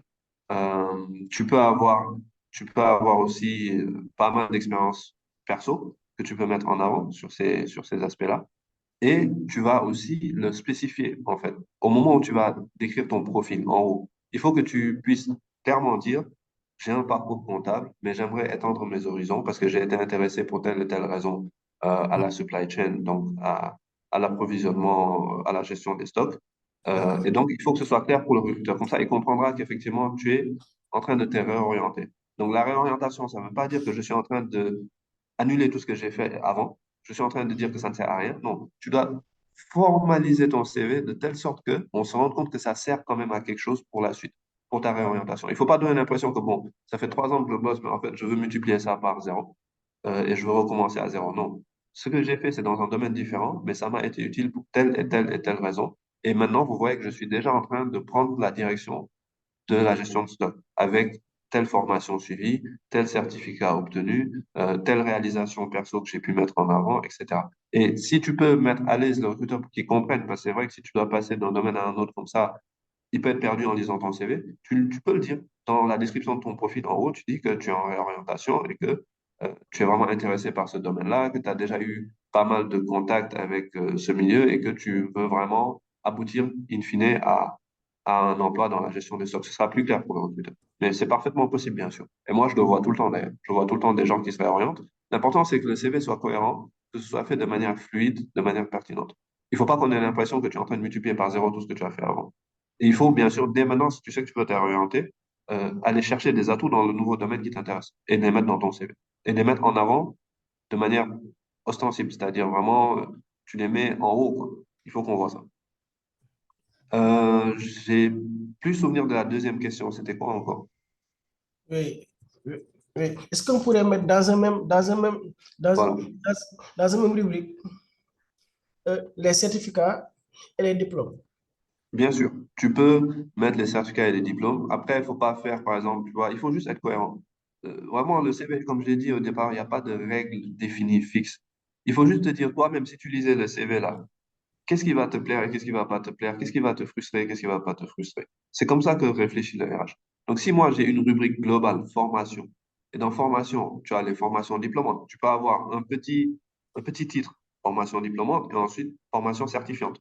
Tu vois? Donc, tu vas regrouper dans ce petit titre toutes les formations diplômantes, et ensuite, en dessous, tu vas regrouper toutes les formations certifiantes. Et donc, comme ça, tout ça, tu le mets dans le gros, la grosse rubrique formation. Tu peux aussi ne même pas mettre de petits titres, formation certifiante, formation diplômante, mais ne mélange pas le MAFE et le demandant encore une fois. C'est-à-dire, ne mets pas une ligne de formation, diplôme, un diplôme, et ensuite tu passes à un certificat, ensuite tu passes à un certificat, ensuite tu passes à un diplôme, ensuite tu passes à un certificat. Essaie de regrouper les diplômes d'un côté, les certificats de l'autre. Si tu penses que tes certificats sont plus pertinents que tes diplômes, tu peux même mettre les certificats avant le diplôme sur le CV. C'est pas un problème. Donc, c'est vraiment une question juste de bon sens. Ok. Donc, Mais moi, ce que j'aurais fait, par exemple, c'est vraiment, je fais une rubrique formation. Je mets juste formation. Je vais faire ensuite une sous-rubrique, un petit titre, formation diplômante, et ensuite formation certifiante. c'est c'est compris, c'est compris, c'est compris. Super. Merci beaucoup, en tout cas, ces deux questions très intéressantes. Ok, merci beaucoup, monsieur. Merci. Merci Abdul. Il y a Gay Babakar qui avait levé la main depuis longtemps. Gay Babakar, si vous êtes là, n'hésitez pas à ouvrir votre micro. Oui, bonjour. Bonjour. Est-ce que vous me recevez? Très bien. Oui, j'ai une question. Ma question est la suivante. Concernant les dates, est-ce que je peux mettre une expérience que j'ai vécue, en exemple, en 2019, et, Mhm. et fait en haut, et après l'expérience en 2022, je le mets en bas parce que tu peux postuler à un poste que tu vois que l'expérience que tu as vécue au Mhm. précédent est plus intéressante. Est-ce que c'est ça que je voulais poser? Et concernant aussi les diplômes, exemple, moi j'ai eu mon diplôme en 2022. Est-ce que les Mhm. diplômes, après avoir exigé les diplômes, date des certificats selon leur chronologie ou bien selon leur importance? Merci beaucoup. C'était ma question. Alors, pour la première question, effectivement, j'ai pas mal de... Ça m'arrive de voir des CV, par exemple, de gens qui ont, par exemple, 20 ans d'expérience. Donc, forcément, ça va faire un CV un peu long. Et cette personne va commencer par son stage en 1999. Ensuite, elle va l'ordre antéchronologique n'est pas conseillé en général. Ça, par contre, c'est un peu une constante. L'ordre antéchronologique dans les expériences professionnelles n'est pas conseillé. Donc, tu commences pas par ton stage en 1999 et ensuite, il faut que je descende dans ton CV pour voir les expériences les plus récentes. Par principe, par convention, on commence par le plus récent. Maintenant, si le plus récent n'est pas le plus pertinent, j'ai donné tout à l'heure l'expérience de mon ami qui m'a envoyé son CV et qui a mis tout en haut son certificat le plus récent, mais qui n'était pas le plus pertinent. C'était, elle est financière, elle a mis un certificat en marketing tout en haut. Je suis pas forcément pour ça. Et comme je vous le disais, les RH ne sont pas forcément tous, euh, n'ont pas forcément tous le même avis. Mais mon avis à moi, c'est que la priorité, c'est d'abord à la pertinence et ensuite à l'ordre chronologique. C'est-à-dire que si effectivement ton expérience en 2019 est plus pertinente, tu la mets en avant d'abord. Et ensuite, tu peux mettre en avant les autres expériences. Je pourrais même classer ça en fait. Tu peux mettre autre expérience. Tu vas créer une rubrique autre expérience pour ce qui n'est pas pertinent. Et tu vas mettre ça dans cette rubrique-là. Là-bas, tu auras des dates, mais on voit bien que les premières expériences que tu as mises en avant sont les expériences qui ont un rapport avec le poste pour lequel tu candidates. Donc, pour moi, il n'y a pas de problème. Mais il faut juste respecter la hiérarchie. C'est-à-dire, d'abord, la priorité, c'est la pertinence. Mais par contre, ensuite, une fois que tu as réglé le problème de la pertinence, respecte la chronologie autant que possible. Essaye vraiment de mettre en avant les éléments les plus récents avant les éléments les plus anciens sur le classement de l'expérience. Mais sans jamais mettre en avant une expérience récente alors qu'elle n'est pas pertinente. Ça, il ne faut pas le faire. Tu peux tout simplement créer une rubrique autre expérience dans laquelle tu vas caser toutes les expériences qui ne sont pas pertinentes par rapport à ce que tu as fait. Et ensuite, les expériences pertinentes, tu vas les classer dans l'ordre chronologique, dans l'ordre du plus récent au plus ancien. Donc, c'était la première question. Par exemple, regarde, je vais prendre un CV. Tu as ici parcours professionnel. Tu peux rentrer ici tes expériences pertinentes dans l'ordre du plus récent au plus ancien. Ensuite, tu vas créer une autre rubrique en rouge où tu auras autre expérience. Et là, tu pourras mettre d'autres expériences qui ne sont pas forcément pertinentes. Ça permettra en fait très rapidement, de manière très visuelle, de faire la distinction en fait entre ce que tu as fait et que tu ne veux pas non plus éliminer complètement de ton CV, mais la question peut se poser. Si vraiment tu penses que ça n'a aucune pertinence, que ça n'a pas de rapport du tout, tu peux ne pas le mettre sur le CV. C'est pas important. Tu peux ne pas le mettre sur le CV. Euh, mais maintenant, si tu penses que ça a quand même un intérêt, mais que c'est pas le plus pertinent, tu peux le mettre à part. C'est tout à fait possible. Encore une fois, l'important, c'est l'histoire que tu veux raconter. Et la deuxième question, c'était sur la formation. Est-ce que tu peux me rappeler la deuxième question, s'il te plaît?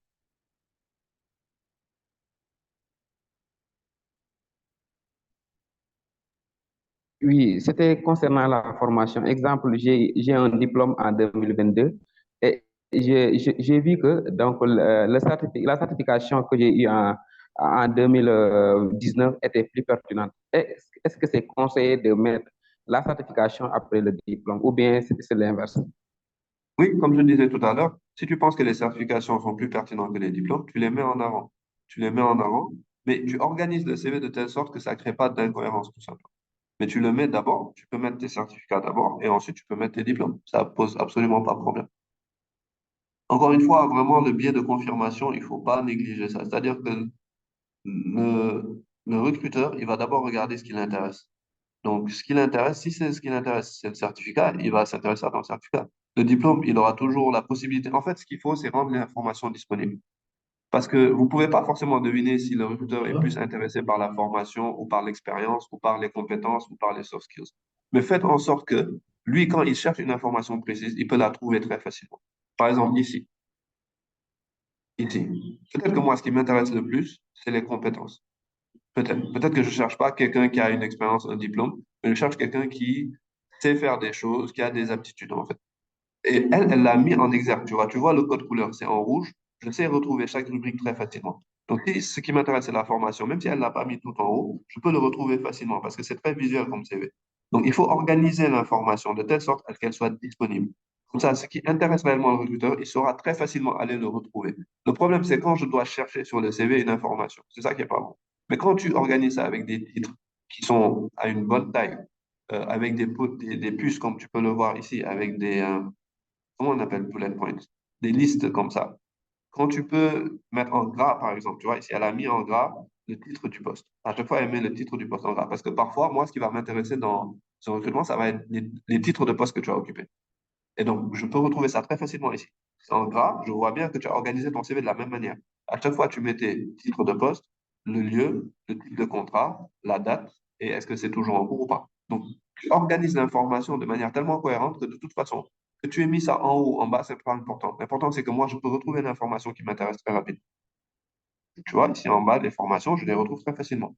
Si elle l'avait mis à gauche aussi, ça dépend, mais c'est pas très grave. Elle pouvait même le mettre à gauche ici, mais l'important, c'est que moi, si je cherche la formation, je peux retrouver en une seconde où est-ce que tu as mis l'information. C'est ça qui compte. Donc oui, pour répondre à ta question, tu peux très bien mettre en avant les certificats avant les diplômes. Il n'y a aucune obligation à mettre les diplômes avant les certificats. Merci beaucoup vraiment pour les réponses. Super. Alors, je demande à Adam Mbeng de prendre la parole parce que depuis longtemps, il avait levé la main, on n'a pas pu lui donner la parole. Donc, Adam Mbeng, si vous êtes là, vous pouvez ouvrir votre micro et poser votre question directement.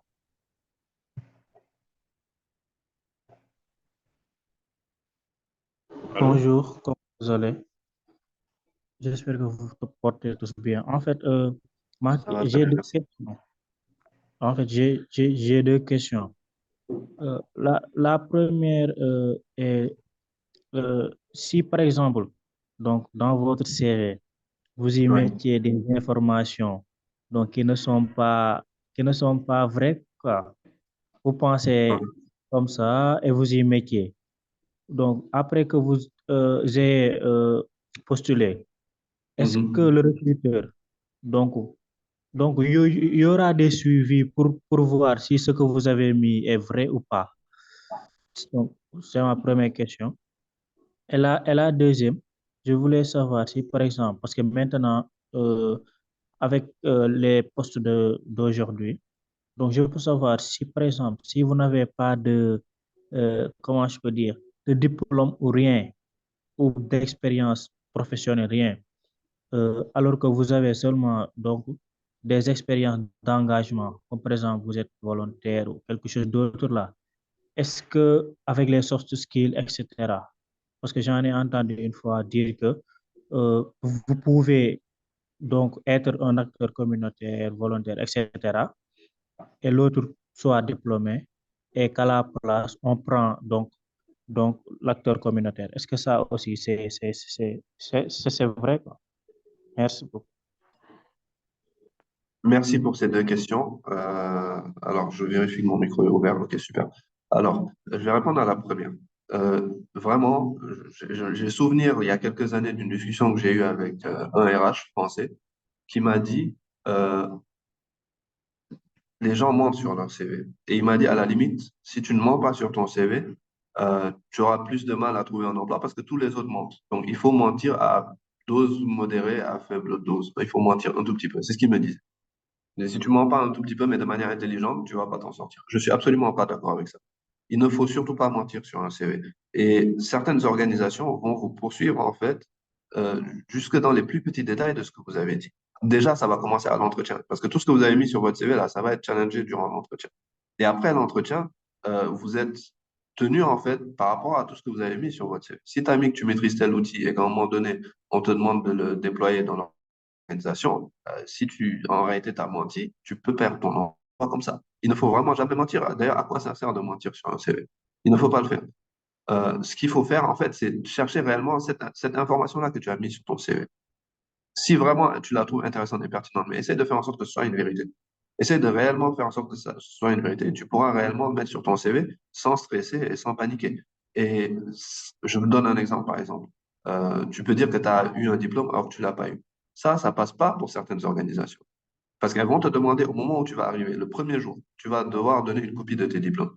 Et si tu la donnes pas, ça peut être un problème. Parce que les auditeurs, nous, on a des auditeurs, par exemple, ils vont demander ça. Ils vont dire, mais pourquoi est-ce que dans le dossier du personnel, on n'a pas le diplôme de la personne? Et tu peux dire aussi que tu as travaillé dans telle autre organisation de 2018 à 2024, par exemple. Alors qu'en fait, tu as travaillé là-bas qu'un an. Il faut pas faire ça parce que nous, derrière, on va faire ce qu'on appelle une prise de référence et on saura que tu n'as pas travaillé là-bas pendant 4 ans. Et tu vas perdre cette opportunité comme ça.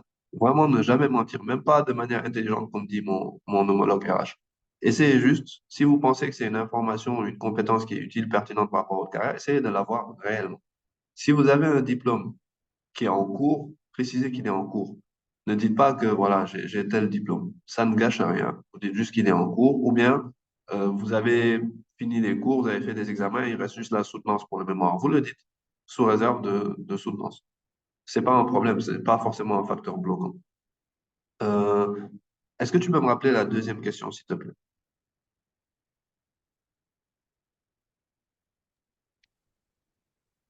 Oui, exactement. Merci beaucoup.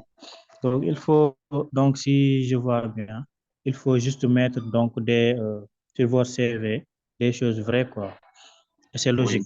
Ouais, merci. Et ma deuxième question, c'est, j'avais une troisième question. Donc, ma deuxième question, c'est par exemple, si par exemple, il y a deux personnes, l'un a des diplômes, donc elle n'a pas d'engagement, quoi. Il n'est pas volontaire ou n'a pas servi dans des associations, il n'est pas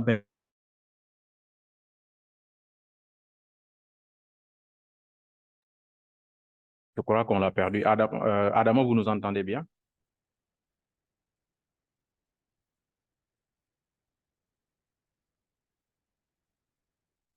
Abdul, vous, de votre côté, vous l'entendez bien ou c'est moi?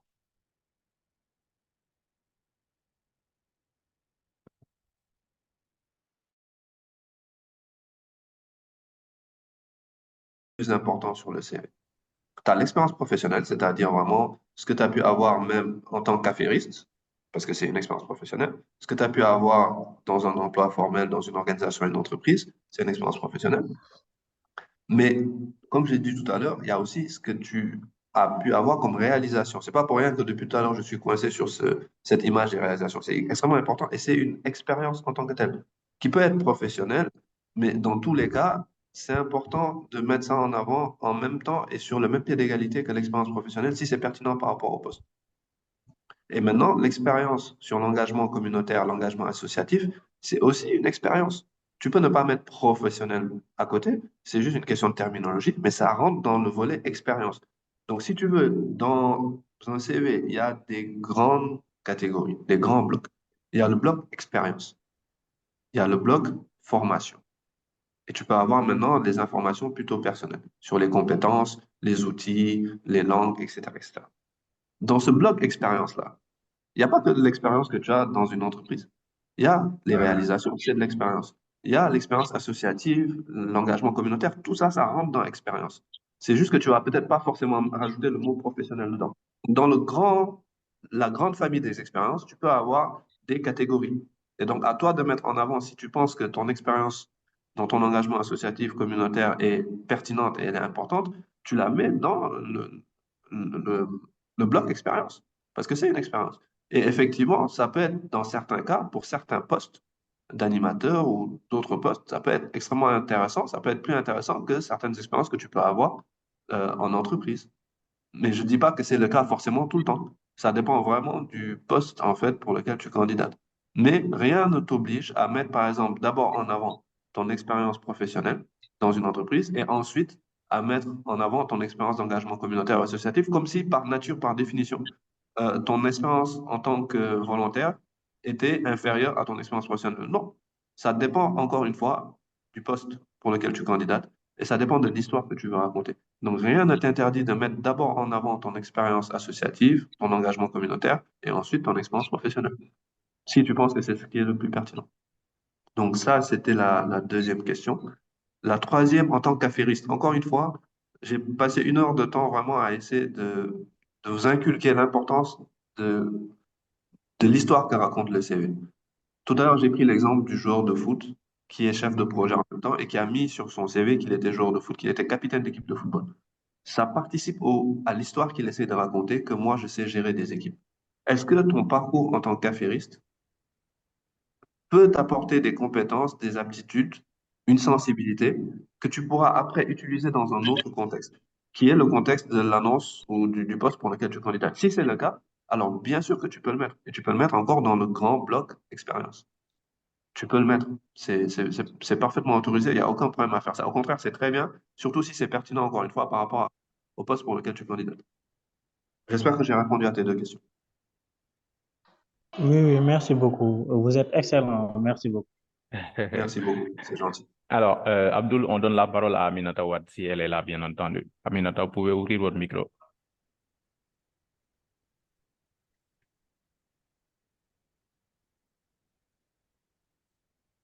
Alors, je ne sais pas si Aminata est là, mais si elle... Oui, je suis là. Est-ce que vous me recevez? Oui, on vous reçoit très bien. Bonjour, Monsieur Sen. Bonjour, Monsieur Wan. Et bonjour à tous. Bonjour. En fait, moi, ma question, elle était un peu je pense que vous avez déjà répondu parce que c'est un peu en rapport avec l'expérience. Par exemple, dans mon cas, étant étudiante, on n'a pas beaucoup d'expérience professionnelle. La plupart du temps, soit on assiste à des forums ou à des conférences. Donc, je me demandais bien, est-ce que c'est pertinent de souligner ça, de mettre sur notre CV euh, nos participations à divers forums et associations ou bénévolat ou quelque chose comme ça. Merci. Et on n'a pas beaucoup d'expérience professionnelle. Merci. Yes. Non, mais je me doute bien, en analysant un peu la démographie des participants, que on s'adresse quand même à un public qui n'est pas forcément senior avec 20 ans d'expérience professionnelle, mais c'est le public qui m'intéresse le plus en réalité. Parce que ce que je veux vraiment, c'est pouvoir vous dire que tout est entre vos mains, en fait. N'attendez pas qu'on fasse les choses pour vous. N'attendez pas vraiment en fait, n'attendez pas de l'employeur qu'il puisse vous créer un profil professionnel. N'attendez vraiment pas ça. Et je prends vraiment mon exemple parce que c'est vécu. Quand je suis arrivé dans les RH, je n'avais aucune expérience, zéro expérience dans les RH, zéro diplôme dans les RH. Mais simplement, je me suis dit, si je me lève pas, la personne ne va se lever pour moi. Et quand tu participes à ces forums, à ces ateliers, à ces séminaires et autres, déjà, c'est une très bonne chose et tu peux effectivement le mettre sur ton CV. Tu vas juste voir où tu vas le mettre. mais tu peux le mettre. Et tu peux le mettre en avant si c'est prépondérant. Surtout quand tu n'as pas beaucoup d'expérience, forcément, il faut quand même mettre ce type de choses en avant. Mais derrière, qu'est-ce qui t'empêche après de, par exemple, faire un interview? Tu essaies de choper un des intervenants au moment du séminaire et tu fais un interview de cette personne-là. Et ça aussi, tu peux le mettre. Tu dis que tu as posé des questions, que vous avez échangé. Derrière, qu'est-ce qui t'empêche de rédiger une note conceptuelle ou de rédiger une note, par exemple, qui puisse résumer un peu tout ce qui s'est dit et faire des suggestions, des propositions, etc. Tout ça, tu peux le mettre aussi sur ton CV. Et je reprends encore l'exemple de la personne qui est dans le marketing et qui cherche depuis des années un stage. Je vais vous dire concrètement. Ma petite sœur, elle a une licence en marketing communication digitale. Et là, vu qu'elle commence à postuler un peu partout, elle postule, ça répond pas forcément. Mais en même temps, elle manque un peu de patience. Parce que il faut de la patience, en fait. Il faut de la méthode aussi, c'est important. Et donc, elle se dit, bon, le problème, c'est que je n'ai que la licence. Et c'est ce qu'elle me dit. Elle me dit, le problème, c'est que je n'ai que la licence. Il faut que j'aille faire un master. C'est ça qui va augmenter mes chances. Je lui ai dit, toi, tu es en train de dormir debout, en fait. Si tu penses que c'est parce que tu vas faire un master en communication que ça va augmenter tes chances. Non. Moi, quand j'ai recruté ici des community managers, je ne sais même pas quel est le diplôme qu'ils ont. J'ai même pas fait attention à ça. Moi, ce que j'ai regardé, c'est, je leur ai dit, envoyez-moi vos portfolios, envoyez-moi vos réalisations. Qu'est-ce que vous avez fait? Et ça, ça ne dépend que de vous, ça ne dépend de personne, ça ne dépend d'aucun employeur, ça ne dépend pas est-ce que tu as de l'argent ou tu n'as pas de l'argent. Parce que des formations en ligne sur plein de sujets, il y en a gratuitement. Donc vraiment, ça dépend que de vous. Et c'est ce que je dis à ma sœur. Je lui dis, toi, tu as ta cousine là qui est en train de vendre actuellement des produits cosmétiques et tout ça. Pourquoi tu te lèves pas, tu vas pas créer ces pages sur tous les réseaux sociaux, tu vas animer ces pages-là. Tu rédiges, tu crées un blog, tu rédiges des articles sur tel ou tel sujet. Tu animes des sessions d'échange, de partage d'expérience. Tu peux même créer une agence. Tu peux même créer une fausse campagne de communication. Je lui ai dit Colgate. Elle m'a dit, oui, mais Colgate, c'est une marque déposée, j'ai pas le droit. Je lui ai dit, mais tu changes le nom. Tu mets Colgate, tu mets Coolgit et tu crées une fausse campagne de communication. Mais moi, une fois que tu m'envoies ça, je vois que tu es capable de faire ça. Je vois que tu maîtrises, par exemple, Canva. Je vois que tu maîtrises la plupart des logiciels. Je vois que tu écris bien. Je vois que aussi tu sais faire de l'analyse, par exemple, de données. Je lui ai dit, mais qu'est-ce qui t'empêche aujourd'hui de te lever et d'apprendre Google Analytics? Tu en as besoin à un moment donné dans ton métier. Donc, et tu n'as pas besoin d'argent pour ça. Les cours sont là, ils sont disponibles, ils sont en ligne. Tu vas apprendre Google Analytics et tu mettras ça sur ton CV. Les outils métiers, comme je le disais, c'est extrêmement important parce que quelqu'un qui a un diplôme, je reprends mon exemple, quelqu'un qui a un diplôme en RH, moi, je n'ai pas de diplôme en RH.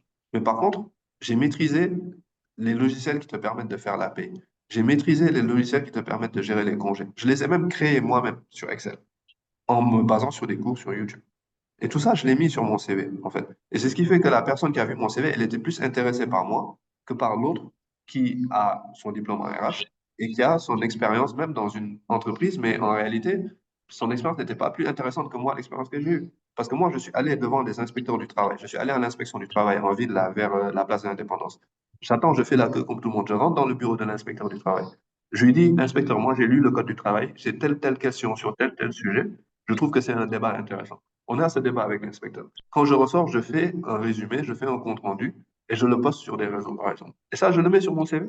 Et c'est beaucoup plus intéressant pour le recruteur que le gars qui a fait 2 ans d'assistant RH dans une boîte comme ça, un privé, et qui a son master dans RH. Donc vraiment, dites-vous que vraiment les clés sont entre vos mains. Posez-vous les bonnes questions et surtout n'hésitez pas à avoir autant de réalisations personnelles que vous voulez, participer à autant d'ateliers, de séminaires que vous voulez. Et mettez-le correctement en avant sur le CV et vous allez voir que vous n'allez pas tarder à trouver un emploi. Alors, Aminata, j'espère que Abdul a répondu à votre question. Merci à ceux qui nous font déjà des Merci beaucoup, retours. c'est gentil. Merci, Aminata. Alors, on donne la parole à John. Je ne sais pas si c'est madame ou monsieur. John, vous pouvez ouvrir votre micro. Si tu veux, tu commences par les formations. Ensuite, tu mets l'expérience. Ensuite, tu mets les compétences. Mais maintenant, en fait, toi, tu peux pas deviner qu'est-ce qui intéresse le plus. C'est ce que je disais tout à l'heure à, je sais plus c'était à qui. Tu ne peux pas deviner ce qui intéresse le plus le recruteur. Parce que moi, peut-être, quand je vais lire ton CV, ce qui m'intéresse le plus, c'est la durée de ton expérience. Combien de temps tu as travaillé dans telle entreprise, par exemple. Et il faut que cette information soit rapidement disponible. C'est-à-dire, il faut que ton CV soit organisé de manière toujours cohérente, de la même manière. de telle sorte que quand je cherche une information, ça me prend 1 seconde pour aller la trouver. Pas deviner en fait quelle est l'information qui m'intéresse le plus. Donc ça sert à rien d'essayer de deviner à ma place et de dire que tu vas le mettre d'abord. Donc tu vas mettre la formation avant ou tu vas mettre la compétence avant. Si tu le fais, c'est parce que tu considères que dans ton cas spécifique, pour cette annonce bien spécifique, effectivement, la formation est très importante. Ça peut être, par exemple, pour un RH, pour quelqu'un qui travaille dans les ressources humaines, la formation n'est pas forcément si importante que ça. Pour quelqu'un qui travaille dans la comptabilité, la formation, elle est très importante. Pour quelqu'un qui travaille dans la conformité, par exemple, les certificats seront peut-être plus importants même que le diplôme. Donc, quand tu comprends ça, tu sauras comment arranger ton CV pour mettre en avant l'information la plus importante. Mais derrière, tu ne pourras jamais savoir à 100% moi qu'est-ce qui m'intéresse le plus. Donc, il fait en sorte que toutes les informations soient accessibles et disponibles. Je vais te donner un exemple. Hop, hop, hop, hop, hop. Voilà, on a un CV ici. Alors, vous voyez, le CV, il est un peu décousu. Pourquoi? Alors, déjà, c'est une bonne chose. L'information de l'entreprise pour laquelle la personne a travaillé, elle est rapidement disponible. Je le vois très facilement. Regarde, en 1 seconde, je peux savoir, toi, tu as travaillé pour quelle entreprise? DC Industries, Home Pro, Quincaillerie, Tabac. Je le vois très rapidement parce qu'il a organisé de telle sorte qu'il met toujours d'abord l'entreprise, ensuite il met ce qu'il a fait. Abdul, est-ce que Avant. tu projettes le CV parce que là, il y a certains qui me Ah, vous signalent voyez pas. qu'ils ne voient pas ton écran. Oui, ils ne Ah, voient pas c'est ton tout à écran l'heure en fait. quand j'ai été déconnecté. Quand j'ai été déconnecté. Ouais. C'est bon, vous le voyez? Hop. Oui, oui, c'est bon. Voilà. Donc, comme je disais, lui, comment il a organisé son CV? Peut-être que moi, l'information qui m'intéresse le plus, c'est la durée, en fait, de ses expériences. Parce que je cherche quelqu'un qui a minimum 5 ans d'expérience, par exemple. Et dans ce cas-là, très rapidement, moi, je retrouve les durées. Vous voyez? 8 janvier, 7 juillet, 2018, 2015, 2014. C'est organisé de telle sorte que tu peux retrouver la même information parce que c'est organisé de manière structurée. Si je cherche l'entreprise aussi, je retrouve ça très rapidement. Je n'ai pas besoin de chercher longtemps. Donc, comme j'ai dit, dessin industrie, Home Pro, Quincaillerie, d'abord. Mais maintenant, il y a un problème avec ce CV-là. Il y a plusieurs problèmes. On va y revenir. On va y revenir tout à l'heure. Mais vraiment, le plus important, c'est pas de te demander est-ce que la formation vient avant l'expérience ou vient avant telle rubrique ou telle rubrique. Le plus important, c'est de rendre l'information disponible. C'est-à-dire que moi, quand je vais m'intéresser à tes compétences, je peux très rapidement, en un coup d'œil, savoir où est-ce que tu les as mis sur le CV. Ensuite, moi, j'irai chercher ça. Mais c'est quand le tout premier CV que je vous ai montré, beaucoup de gens ont dit, je suis perdu, c'est pas clair, c'est pas lisible. J'arrive pas à retrouver l'information. Je comprends pas. C'est ça qu'il faut éviter. Il faut organiser ça tellement proprement. C'est comme une dissertation. Tu sais. Une dissertation, tu auras grand 1, petit 1, petit E, petit A, petit B, etc., etc. Il faut organiser ça de telle sorte que moi, de toute façon, l'information qui m'intéresse, je vais la retrouver facilement et rapidement, en quelques instants. Et ça peut jouer sur le code couleur, par exemple. Une personne peut décider que moi, les entreprises pour lesquelles j'ai travaillé, je vais tout mettre en rouge à chaque fois. Donc, dès que l'employeur il cherche l'entreprise, il cherche juste tout ce qui est rouge et il saura que ça, c'est les entreprises. Cette information-là, je vais toujours la mettre en gras, par exemple. Je vais toujours mettre en gras l'information du titre de mon poste. Tu vois, par exemple, lui, il n'a pas mis en gras le titre de son poste. Il a mis ça normalement, en fait, c'est pas en gras. Et il aurait pu le faire en gras, comme une personne que je vous ai montrée ici, elle, vous avez vu, elle a mis en gras le titre de poste. Moi, ça peut m'aider à m'y retrouver. Imaginez qu'elle n'avait pas mis le titre de poste en gras. Le texte devient tout est mélangé, tout est pareil, et je n'aurai plus de facilité à retrouver son titre de poste. Alors qu'ici, je le retrouve très facilement. Je saute d'un paragraphe à l'autre et je retrouve ça. Tu vois, elle a mis les compétences en haut ici. Mais c'est pas grave. Peut-être que c'est pas les compétences qui m'intéressent le plus. Mais au moins, je sais que je peux retrouver tout ce qui m'intéresse très facilement.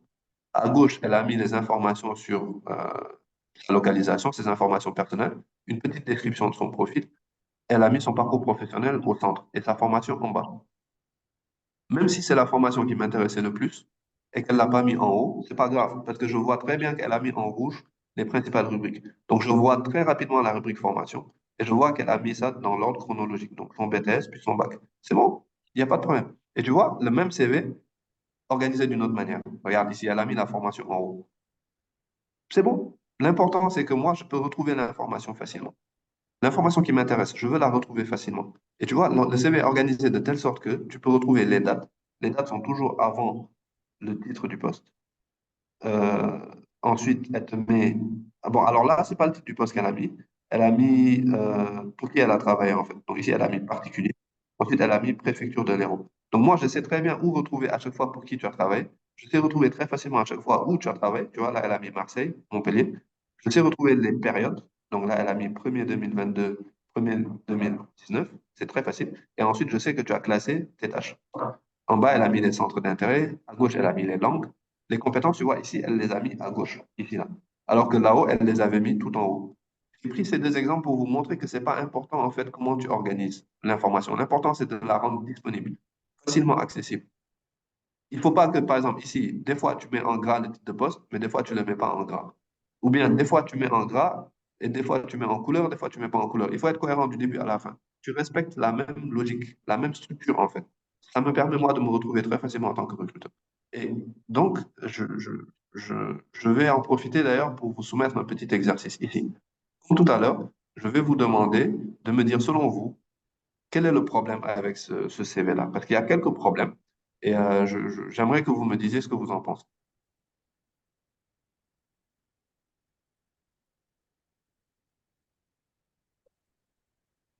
N'hésitez pas dans le chat.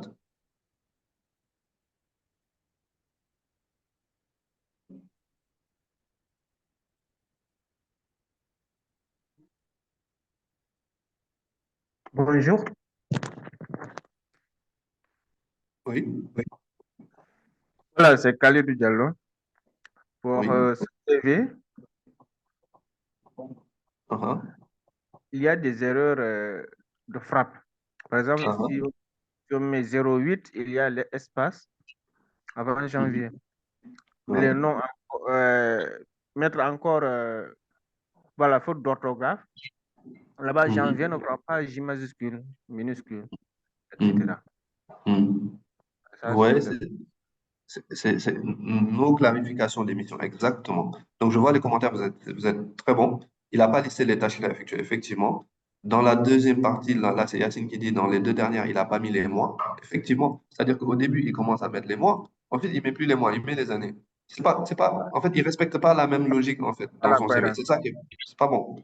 C'est pas bon du tout. Par exemple, ici, il va, il va préciser où il a travaillé. Donc, Gabon, ici, Sénégal, Sénégal, mais en bas, il dit rien. Oui. Des fois, ici, entre parenthèses, il va mettre septembre 2021. Bon, on comprend que c'est là où c'est la date de fin, mais pourquoi tu le mets entre parenthèses? Pourquoi tu n'as pas juste précisé les dates comme tu l'as fait en haut, en fait? Donc, à la fin, ça perd complètement le truc. Vous voyez, je mets tellement de temps à retrouver l'information qui m'intéresse. Et pourtant, ça part d'une bonne idée. Par exemple, là, il a mis entre parenthèses un mois. Donc, du 8 janvier 2024 au 8 février 2024, un mois. Certains CV le font. Certains vont dire, voilà, à chaque fois que je vais mettre la période pendant laquelle j'ai travaillé, je vais aussi te dire, voilà, c'était 2 ans et 4 mois, par exemple. Moi, ça m'intéresse parce que des fois, ça me permet de faire des calculs rapides. Donc, si vous voulez le faire, ce n'est pas une obligation, mais si vous voulez le faire, vous pouvez le faire. Mais vous le faites partout. Ouais, lui, il l'a fait en haut et ensuite, il l'a pu refaire en bas. Ça n'a pas de sens de faire ça. Ensuite, effectivement, quelqu'un l'a dit, il n'a pas listé les tâches qu'il a effectuées. Et ça, on a typiquement l'exemple du CV qui est trop court et qui ne donne aucune information. Par exemple, regardez, dessin industrie, assistant administratif. Mais qu'est-ce que ça veut dire assistant administratif? Il faut nous dire qu'est-ce que tu as fait exactement concrètement en tant qu'assistant administratif. Parce que entre deux entreprises différentes, les tâches ne seront pas les mêmes pour un assistant administratif. Alors que moi, je recrute un assistant administratif, mais j'ai besoin de quelqu'un qui sait faire, par exemple, les contrats, j'ai besoin de quelqu'un qui sait faire des timesheets, j'ai besoin de quelqu'un qui est capable de faire ceci, ceci, cela. Il faut que je sache que toi, tu sais faire ça. Parce que peut-être que tu ne sais pas faire ça, parce que d'une entreprise à une autre, ce n'est pas les mêmes tâches. Donc là, il a trop résumé, en fait, malheureusement. Il devait nous dire exactement, en tant qu'assistant administratif, tu as fait quoi? En tant que superviseur des entrepôts, tu as fait quoi? En tant que gestionnaire de stock, tu as fait quoi? Et respecter vraiment la cohérence. Comme tu l'as dit, effectivement, il y a des petites erreurs. Alors, il y a des erreurs qui ne sont pas très graves. Par exemple, les majuscules, minuscules sur janvier, tout ça, c'est pas très grave, mais ça ne fait pas très professionnel non plus. Donc, faites quand même attention à ça. Mais le plus grave, c'est de ne pas avoir détaillé comme ça tes expériences et de ne pas respecter la même logique, en fait. C'est-à-dire, ici, tu vas mettre le lieu, ici, tu ne vas pas mettre le lieu, ici, tu vas mettre le nombre de mois, ici, tu ne vas pas le mettre, ici, tu vas préciser de mois tel à mois tel, alors qu'ici, tu vas juste dire de l'année telle à l'année telle. Alors ça, vous voyez, ça peut être intéressant. Par exemple, 2018 à 2021. Ça peut être intéressant si tu as travaillé dans, par exemple, un cabinet ou avec une organisation, mais tu n'as pas travaillé de manière continue. C'est-à-dire, tu n'as pas travaillé tous les jours avec eux. Tu as travaillé, par exemple, le mois de février, ensuite le mois de mars, juin, de manière un peu discontinue. Là, tu peux regrouper en disant, voilà, j'ai travaillé avec eux de 2018 à 2021. Mais tu peux maintenant, en parenthèse, mettre le nombre de mois pendant lesquels tu as travaillé avec eux. Moi, je vais comprendre que sur la période de 2018 à 2021, en réalité, tu as travaillé pendant 8 mois ou 9 mois avec eux à peu près. Ça, tu peux le faire. Mais sinon, si c'est pas ça, si tu as travaillé en continu, mais tu mets de mois tel à année telle à mois tel, année telle, comme il l'a fait en haut. Donc, j'espère que ça vous permet de voir un peu les erreurs à ne pas faire, en fait. Et c'est vraiment dommage, et j'ai très souvent des CV comme ça. Et des fois, c'est des gens qui ont beaucoup d'expérience, hein, des chefs de projet, mais qui font des erreurs basiques comme ça.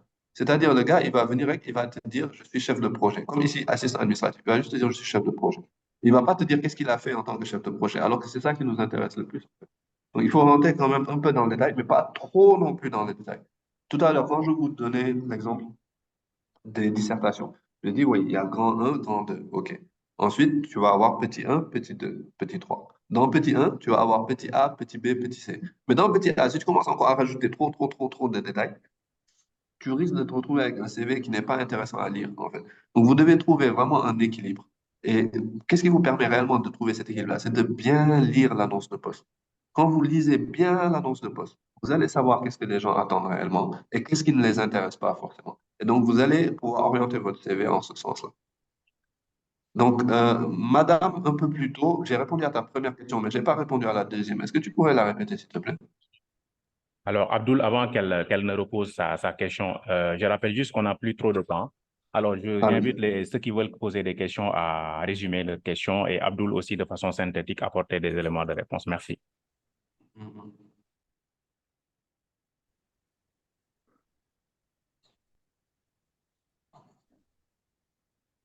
Non, la dame qui a posé sa question. Alors, je t'invite à poser la deuxième question par écrit et comme ça, on va donner la parole à quelqu'un d'autre. Comme effectivement, il ne reste pas beaucoup de temps. Deuxième Ou si question tu es, si était, tu es là, tu peux la poser. si on a une licence, est-ce qu'il est nécessaire de remonter de la licence au BFM dans la formation? Non, c'est pas nécessaire. C'est pas nécessaire. Vraiment, le BFM, là, si tu as la licence, oublie le BFM. Le bac, à la limite, tu peux le mettre. Mais le BFM, tu peux l'oublier, vraiment. Le BFM, tu peux l'oublier. Moi, j'ai déjà vu des CV où il y avait le BFM. Vraiment, je me demande pourquoi ils ont fait ça, quoi. C'est pas nécessaire. Et même si tu as la licence, c'est-à-dire que tu as vraiment obtenu ta licence, c'est pas la peine, encore une fois, de dire, bon, de 2018 à 2019, j'ai fait licence 1, de 2019 à 2020, j'ai fait licence 2, de 2020 à 2021, j'ai fait licence 3. Non, on sait que tu as la licence, donc on sait que forcément, tu as eu la licence 1 et la licence 2. Donc, tu peux juste mettre sur une ligne, licence, en ceci, en cela, de telle année à telle année, donc de 2018 à 2021, tout simplement. D'accord. Ok, merci. Je t'en prie. Merci, Madame John. Hawa Mafumbi Sissé, si vous êtes là, bien entendu. Bonjour. Bonjour. J'aurais deux questions. La première question, c'est que est-ce que les recruteurs, il y a des compétences qu'ils recherchent absolument dans un CV, comme par exemple maîtriser des logiciels comme Excel, Word, etc. Est-ce que c'est essentiel qu'une personne maîtrise ça? Et la deuxième question que j'aurais, c'est est-ce que la photo, c'est vraiment important sur un CV? Alors, merci pour ces questions. Je vais essayer de répondre, comme disait Adrien, de manière assez brève et synthétique, mais quand même précise. Alors, je commence par le plus simple, la photo. Vraiment, si vous n'êtes pas sûr, ne le faites pas. Ça n'apporte pas réellement de plus-value. Et par contre, ça peut vous jouer des tours, potentiellement. J'ai un exemple, moi, je connais des cabinets, par exemple, ils prennent pas les femmes voilées. C'est triste, c'est dommage, mais c'est comme ça. Ils prennent pas les femmes voilées. Donc, si vous venez avec une photo avec un voile, ça peut créer un, voilà, ça peut vous handicaper. Au-delà de ça, même, vous pouvez, par exemple, je mets ma photo en fait sur le CV. Il se trouve que je ressemble à l'ex de la personne qui va regarder mon CV. C'est un exemple comme ça. Mais c'est pour te dire que, et l'ex, ils se sont quittés en mauvais termes, par exemple. Ça peut créer un biais cognitif derrière. Donc, si tu n'es pas sûr, et surtout, en tout cas, si vous mettez la photo, faites en sorte, parce que ce n'est pas interdit, hein, vous pouvez le faire, mais faites en sorte que ce soit une photo professionnelle, qui soit propre, qui soit clean. Ne faites pas un truc dans votre salle de bain, ne faites pas des têtes trop bizarres, soyez bien sur vous, quoi, vraiment classique. Parce que sinon, ça, c'est vraiment rédhibitoire. Moi, j'ai eu des gens qui avaient des photos très bizarres, très, très bizarres. Mais rien ne vous interdit de ne pas le mettre, en fait. Et moi, j'aurais tendance à recommander de ne pas le mettre. Mais maintenant, si vous voulez le mettre, c'est pas grave. Mais faites en sorte que ce soit juste professionnel. Et du coup, j'ai perdu le fil de la première question. C'était quoi? La première question, c'était est-ce qu'il y a des compétences que les recruteurs cherchent absolument sur un CV, comme Alors, par comment est-ce exemple que... la bureautique. vu La qu'on est bureautique, souvent amené à utiliser des ordinateurs et tout. Est-ce que c'est essentiel? bien sûr. Alors, ce qui est intéressant, c'est de ne pas juste dire, effectivement, comme vous avez remarqué d'ailleurs une bénéficiaire récemment, c'est pas de juste dire, oui, je maîtrise Word, Excel, PowerPoint, mais de dire clairement qu'est-ce que tu maîtrises sur Word, qu'est-ce que tu maîtrises sur Excel, qu'est-ce que tu maîtrises sur PowerPoint. Parce que tout le monde dit, je maîtrise Word, Excel, PowerPoint. Mais derrière, il faut dire PowerPoint, en parenthèse, tu vas mettre, par exemple, je sais faire des tableaux, non, Excel, je sais faire des tableaux croisés dynamiques, je sais utiliser les formules X, X, Y. Tu vois, ça, c'est beaucoup plus parlant. Ensuite, effectivement, ça, c'est des compétences qui sont totalement transversales et qui se retrouvent partout, elles sont universelles. Donc, les suites bureautiques, la suite Office, bien sûr, mais les logiciels, par contre, ils sont spécifiques à des métiers. Et c'est très rare de voir, en fait, le recruteur va énormément s'intéresser aux logiciels, aux solutions que tu maîtrises, aux applications, etc. Tout à l'heure, je donnais l'exemple de l'analyse de données avec Google Analytics. Moi, quand je recrute un community manager, j'ai bien envie de savoir que la personne, elle maîtrise en même temps les outils qui lui permettent d'analyser le trafic, d'analyser les données recueillies, etc., etc. Maintenant, et tu me donnes une transition parfaite sur le sujet des mots-clés. Parce qu'en réalité, si tu veux vraiment savoir ce qui intéresse le recruteur, c'est déjà dans l'annonce de poste. À toi d'identifier les mots-clés sur l'annonce de poste, en fait. Je saurais trop insister sur leur importance. Aussi bien d'ailleurs dans le cas du CV que la lettre de motivation. Donc, les mots-clés, c'est un peu comme les images, en fait. Ça frappe, ça retient l'attention. Et souvent, ce qu'il faut savoir, c'est que lorsque les recruteurs ils lisent votre CV et votre lettre de motivation, ils cherchent des mots-clés. Parce que parfois, le recruteur n'est pas un spécialiste du domaine. Tu vois ce que je veux dire? Par exemple, si je recrute un community manager, moi, je ne suis pas community manager, je suis RH. Je suis dans les ressources humaines. Donc, si je ne maîtrise pas forcément ce domaine, je vais plutôt m'attarder sur des mots-clés précis en me disant que si ces mots-clés, je les retrouve sur ton CV, j'imagine que tu as cette compétence-là. Bien sûr, c'est la différence entre le bon RH et le mauvais RH. Le bon RH est capable de maîtriser en réalité, en tout cas au moins de manière en surface, certains sujets. Donc, fais attention aux mots-clés et tu les retrouves dans l'annonce. Et quand tu les vois, essaye de faire en sorte qu'ils se retrouvent aussi dans ton CV. Ça va en fait attirer l'attention du recruteur. Quand tu vois les mots-clés importants dans un CV, dans une annonce de poste, tu les mets dans ton CV. Mais tu les mets pas de manière trop flagrante où on sait que tu as fait du copier-coller. Non. Il faut que ce soit de manière très fluide, naturelle, où on se dit qu'effectivement, tu as réellement cette compétence. Et c'est pas que tu as vu ça sur l'annonce, moi, de Google aussi CV. Ça, il faut éviter ça. Mais par contre, c'est très important de capitaliser sur les mots-clés de l'annonce pour vous assurer qu'effectivement, votre CV soit en ligne avec les attentes. Merci beaucoup. Mhm. Alors, on donne la parole rapidement à Maguette Atandiaï, si elle est là. Bonjour à tous. Salut. Vous Bonjour. m'entendez? Très bien. Oui. J'aimerais savoir, est-ce que à chaque demande d'emploi, on doit refaire notre CV pour qu'il soit adapté à cette demande? Merci pour cette question. Alors, très rapidement, essaye de catégoriser. C'est-à-dire, tu te dis, à chaque fois que je postule pour assistant administratif, que ce soit dans l'entreprise X ou dans l'entreprise Y, ça reste quand même assistant administratif. Donc, c'est toujours la même famille. Donc, tu peux toujours utiliser ce même CV-là pour assistant administratif. Maintenant, quand tu vas postuler, par exemple, pour assistant en gestion de projet, là, ça va être un autre CV. Quelle que soit l'entreprise, parce que tu peux avoir plusieurs annonces d'assistant en gestion de projet dans telle ou telle organisation, mais ça reste assistant en gestion de projet. Donc, tu peux avoir un CV pour cette catégorie d'emploi-là. Tu vois? Donc, tu ne vas pas faire un CV par annonce, mais un CV par catégorie d'emploi. C'est beaucoup plus simple comme ça. Après, maintenant, comme j'ai dit tout à l'heure, s'il y a vraiment une annonce en particulier qui t'intéresse tellement, tu te dis non, ce job-là, c'est pour moi, je ne veux pas le laisser passer. Tu peux même complètement personnaliser le CV par rapport à ce job-là, mais de manière pertinente et pas de manière flagrante. Moi, j'ai vu des CV là, tu les lis, tu sais très bien que le gars, il a juste copié-collé l'annonce Google Gossi CV, mais il ne faut pas faire ça. Tu dois juste reformuler de telle sorte qu'on sache qu'effectivement, tu as telle compétence, tu as telle compétence qui correspond à ce qui était dans l'annonce, mais ne pas faire du copier-coller en fait. Mais oui, effectivement, par catégorie d'emploi, tu peux utiliser le même CV. J'espère que ça répond à la question. Oui, merci. Super. On prend les 3 dernières questions. Khalidou Diallo, Mbourou Gueye et Mbourou et Gueye. Donc, Khalidou Diallo, vous pouvez ouvrir votre micro.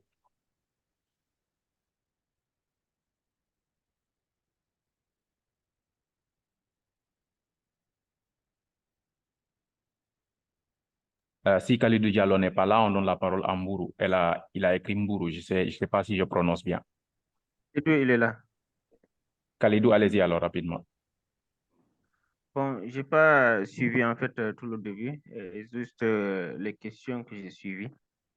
Je voudrais juste un petit résumé avec quel format vous utilisez pour les CV? Quelle application pour modéliser ça? Alors, je viens de vous suggérer 2 plateformes où vous pouvez concevoir vos CV gratuitement. Donc, n'hésitez pas à vous inscrire sur ces sites-là et essayer au fur et à mesure d'adapter, de concevoir vos CV. Il y a beaucoup de modèles que vous retrouverez sur ces plateformes également. Il y a beaucoup de modèles qui sont très jolis, bien embellis. Donc, n'hésitez pas à les utiliser, à vous inscrire sur ces sites-là, comme je l'ai dit. Super. Je vous mets aussi ma recommandation. Moi, j'utilise CV Designer. Je le trouve très, très bien. CV Designer. Envoie-moi le lien, Abdul, et je le partage avec eux sur le chat. Ok, super. Ok, on donne la parole à Mbourou. Et vas-y, Abdul. Oui, alors, bonjour. Oui, allez-y, allez-y. Allez-y. Voilà, bonjour. Bonjour. Voilà, bon, moi, on vous a perdu, hein, je ne vous reçois plus.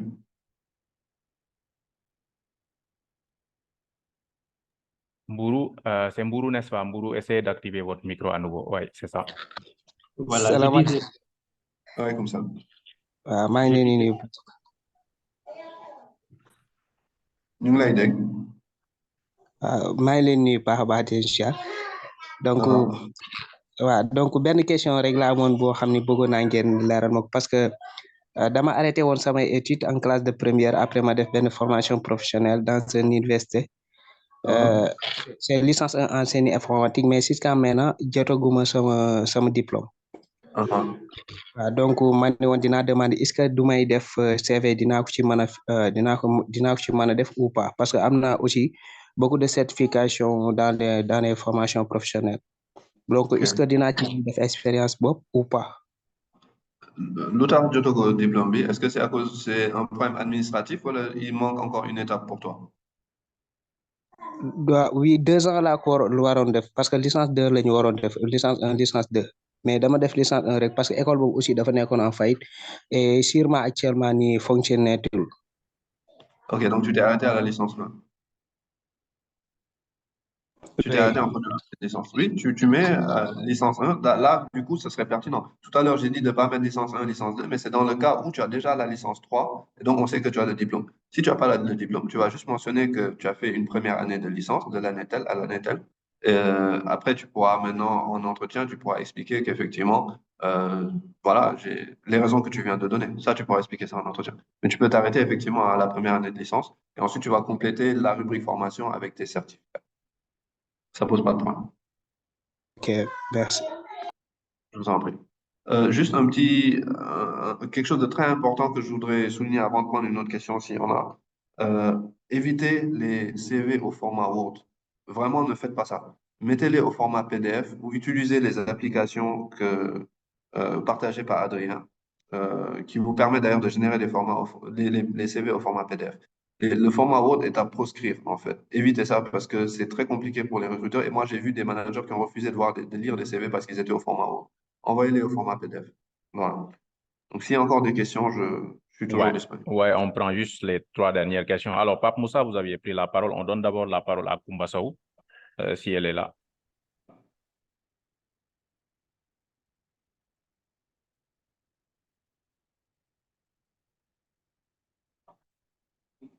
Madame Koumba, vous êtes là? Oui, bonjour.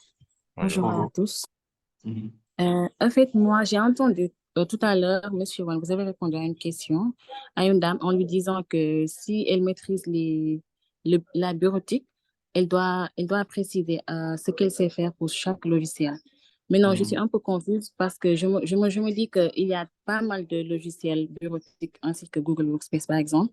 Et si on doit préciser tout ce qu'on maîtrise pour chaque logiciel, déjà, ça peut se tenir sur un CV, un sheet. Et je me dis que peut-être ça peut ne pas être la peine et laisser peut-être au moment de l'entretien pour en savoir plus. Donc, j'aimerais avoir plus d'éclaircissement sur ce côté. Alors, je ne sais pas si je me fais comprendre. Si, vous faites très bien comprendre et la question est très pertinente. Alors, juste, effectivement, Adrien, si on vous le demande expressément, si on vous dit CV format Word, vous envoyez CV format Word. Si on ne vous le demande pas, par défaut, envoyez un CV au format Excel. De la même manière, je vous ai dit au tout début, évitez de faire des CV trop longs. enfin, je n'ai pas dit clairement trop long, mais j'ai dit, soyez sûr que la taille correspond à la pertinence de votre parcours. C'est-à-dire, ne faites pas ni trop court ni trop long. Maintenant, si on vous dit, par exemple, maximum 4 pages, bah, effectivement, vous allez envoyer un CV de 4 pages, même si vous savez qu'en réalité, vous pourriez faire 5 ou 6 et que vous allez sacrifier des informations. Mais si on vous donne des consignes, vous les respectez, bien sûr. Donc ça, c'est pour répondre à la question sur le chat. Ensuite, alors, le problème, c'est que quand moi, je vois un CV en tant que recruteur et je vois Word, Excel, PowerPoint, 99% des CV disent Word, Excel, PowerPoint. Au final, ça ne veut plus rien dire parce que tout le monde le dit. Alors que ça va attirer mon attention si je me rends compte qu'en fait, par exemple, et c'est là où c'est intéressant, c'est-à-dire que pour quelqu'un qui n'est pas appelé forcément à utiliser Excel ou Word ou PowerPoint, tu peux ne pas rentrer dans les détails. Mais si tu sais, par exemple, que toi, tu es recruté pour un poste de contrôleur de gestion, on va beaucoup utiliser tes capacités, par exemple sur Excel, à faire des tableaux croisés dynamiques, à utiliser certaines fonctions. Ça, tu vas le préciser. Et encore une fois, donc, c'est vraiment par rapport à l'annonce, qu'est-ce qui est le plus pertinent. Donc, tu vas peut-être pas développer que sur Word, tu sais faire du traitement de texte, tu sais faire des tableaux, etc., de la mise en forme. Mais par contre, sur Excel, tu vas effectivement développer tes compétences sur Excel parce que tu sais que le recruteur sera attentif à ça avant même l'entretien. Il verra ça sur ton CV, il va dire, ah tiens, le gars, il a des compétences avancées en Excel, il sait comment fonctionnent les macros. Et moi, j'ai eu des recrutements où, clairement, par exemple, le manager me disait, cherche-moi des gars qui maîtrisent qui savent faire des macros sur Excel. Et donc, sur le CV, si tu mets juste Excel, moi, comment je suis censé savoir ça? Par contre, si tu mets Excel entre parenthèses, macro, TCD, etc., bah, je saurais. Mais derrière, ce n'est pas effectivement pertinent de développer pour tous les outils tous les détails de tout ce que tu sais faire. De toute façon, ce serait impossible. C'est-à-dire que n'importe qui, si tu mets sur Word tout ce que tu sais faire sur Word, ça prendra une page entière, bien sûr. Mais tu vas te concentrer sur l'essentiel, le plus pertinent. Donc, 2 ou 3 outils, 2 ou 3 choses que tu maîtrises sur le logiciel en question qui sont pertinentes par rapport au poste pour lequel tu candidates. J'espère que ça répond à la question.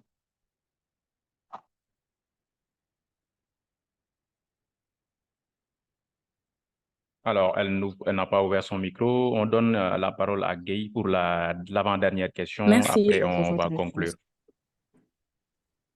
Monsieur Guy, vous êtes là? Monsieur Guy ou Madame Guy, vous êtes là? N'hésitez pas.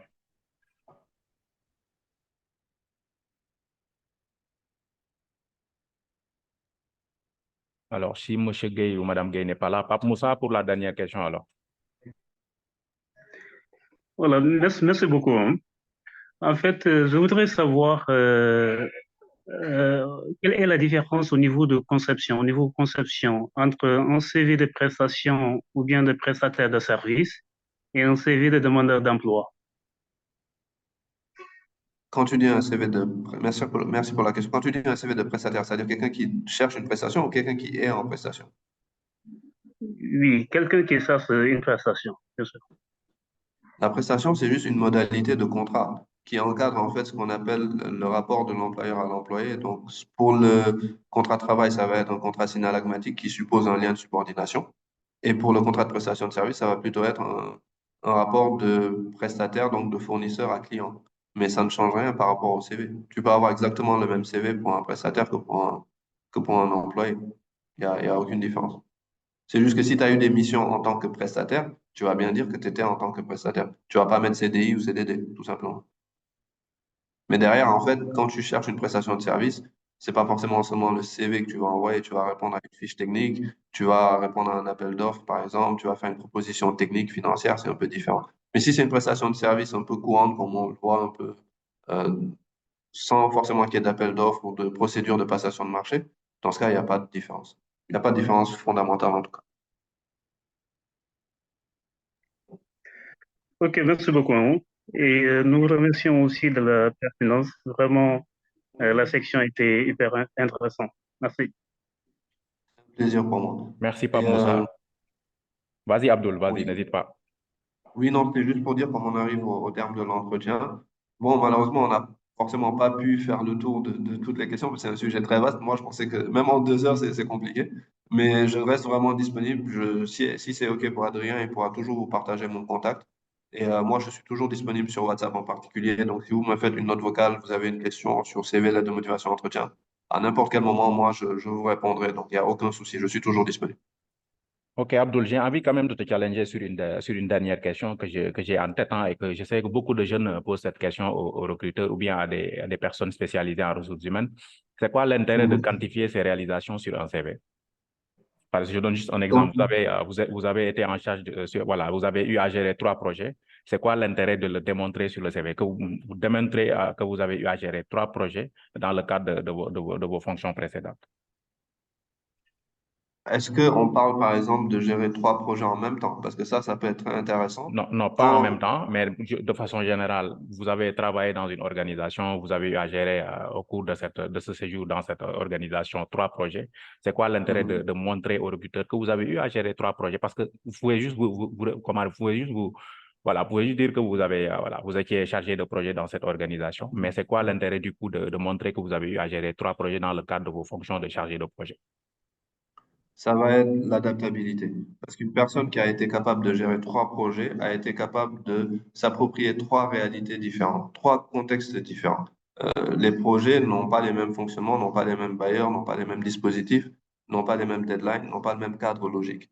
Donc, d'un projet à un autre, les challenges ne sont pas les mêmes, les défis ne sont pas les mêmes. Si tu as été capable réellement de piloter ou d'intervenir dans 3 projets différents, on peut supposer qu'on peut même te recruter sur un projet sur lequel tu n'as pas encore d'expertise, mais tu as développé un système en fait de pensée, tu as développé une forme de manière de travailler qui te rend employable sur des choses sur lesquelles tu n'es même pas encore capable d'avoir une expertise. Et c'est ça qui est intéressant pour moi. Quand j'ai quelqu'un qui a fait 3 projets différents, je me dis le 4e ne sera pas un problème pour toi. Formidable. Merci Abdoul, c'est très clair. Merci à tous d'avoir participé à cette session de formation. J'espère que ça vous a été utile. Il y a d'autres formations qui vont arriver, donc restez connectés. Abonnez-vous aux pages sur les réseaux sociaux, Consortium Jeunesse Sénégal, Guichet Jeunesse Sénégal qui a eu l'initiative d'organiser ces formations. Tout au long de l'année, il y aura des formations pour vous. La prochaine formation va porter sur la rédaction d'une lettre de motivation, donc ne ratez surtout pas cette session. Je viens de vous envoyer le lien du formulaire de satisfaction sur le chat. N'hésitez pas à le consulter et à répondre. Vos retours sont importants pour nous aider à améliorer nos approches. Les personnes qui vont répondre au formulaire de satisfaction recevront bien entendu l'enregistrement de cette session-là. Sinon, je vous ai envoyé les liens du guichet également. N'hésitez pas à visiter le guichet. Rejoignez la communauté WhatsApp pour recevoir des opportunités chaque jour, des opportunités de formation, des opportunités de façon générale, des bourses, etc. Donc, n'hésitez pas à rejoindre la communauté également. Sinon, à part ça, je remercie Abdoul qui a eu l'amabilité d'animer cette formation aujourd'hui. Merci Abdoul, c'était très intéressant et j'espère que les apprenants aussi. On a eu déjà des retours sur le chat qui estiment que la formation a été intéressante, mais n'hésitez pas à nous le dire sur le formulaire de satisfaction. Je demanderai à 5 volontaires, peut-être par mail bien entendu, j'enverrai un mail à 5 volontaires s'ils le souhaitent bien sûr de nous envoyer des verbatims sur leur appréhension par rapport à cette formation. Donc, nous vous demanderons juste un petit texte et une photo HD qu'on va publier sur nos pages pour montrer que vous avez été satisfait de ce qui a été dit aujourd'hui dans le cadre de la formation portant sur la rédaction de CV. Merci à tous et à très bientôt. Merci beaucoup, Adrien. Et on se retrouve, mes chers amis, peut-être, si vous êtes toujours là, pour la prochaine session qui sera cette fois sur la lettre de motivation, qui est très souvent négligée, alors qu'elle est très importante. On aura l'occasion de revenir dessus. Et donc, ceux qui demandent mon contact sur le chat, je pense que peut-être Adrien pourra vous revenir un peu plus tard et puis partager ça avec nous. Oui, je vous passerai le contact par mail. Tout à l'heure, je vous enverrai un mail pour vous rappeler de répondre au formulaire de satisfaction et demander à certains de m'envoyer une photo et 2 ou 3 phrases sur comment ils ont pensé, en tout cas, qu'est-ce qu'ils ont pensé de la session. Donc, merci beaucoup et à très vite. Merci à toutes et tous. Merci Adrien. Allez, à bientôt.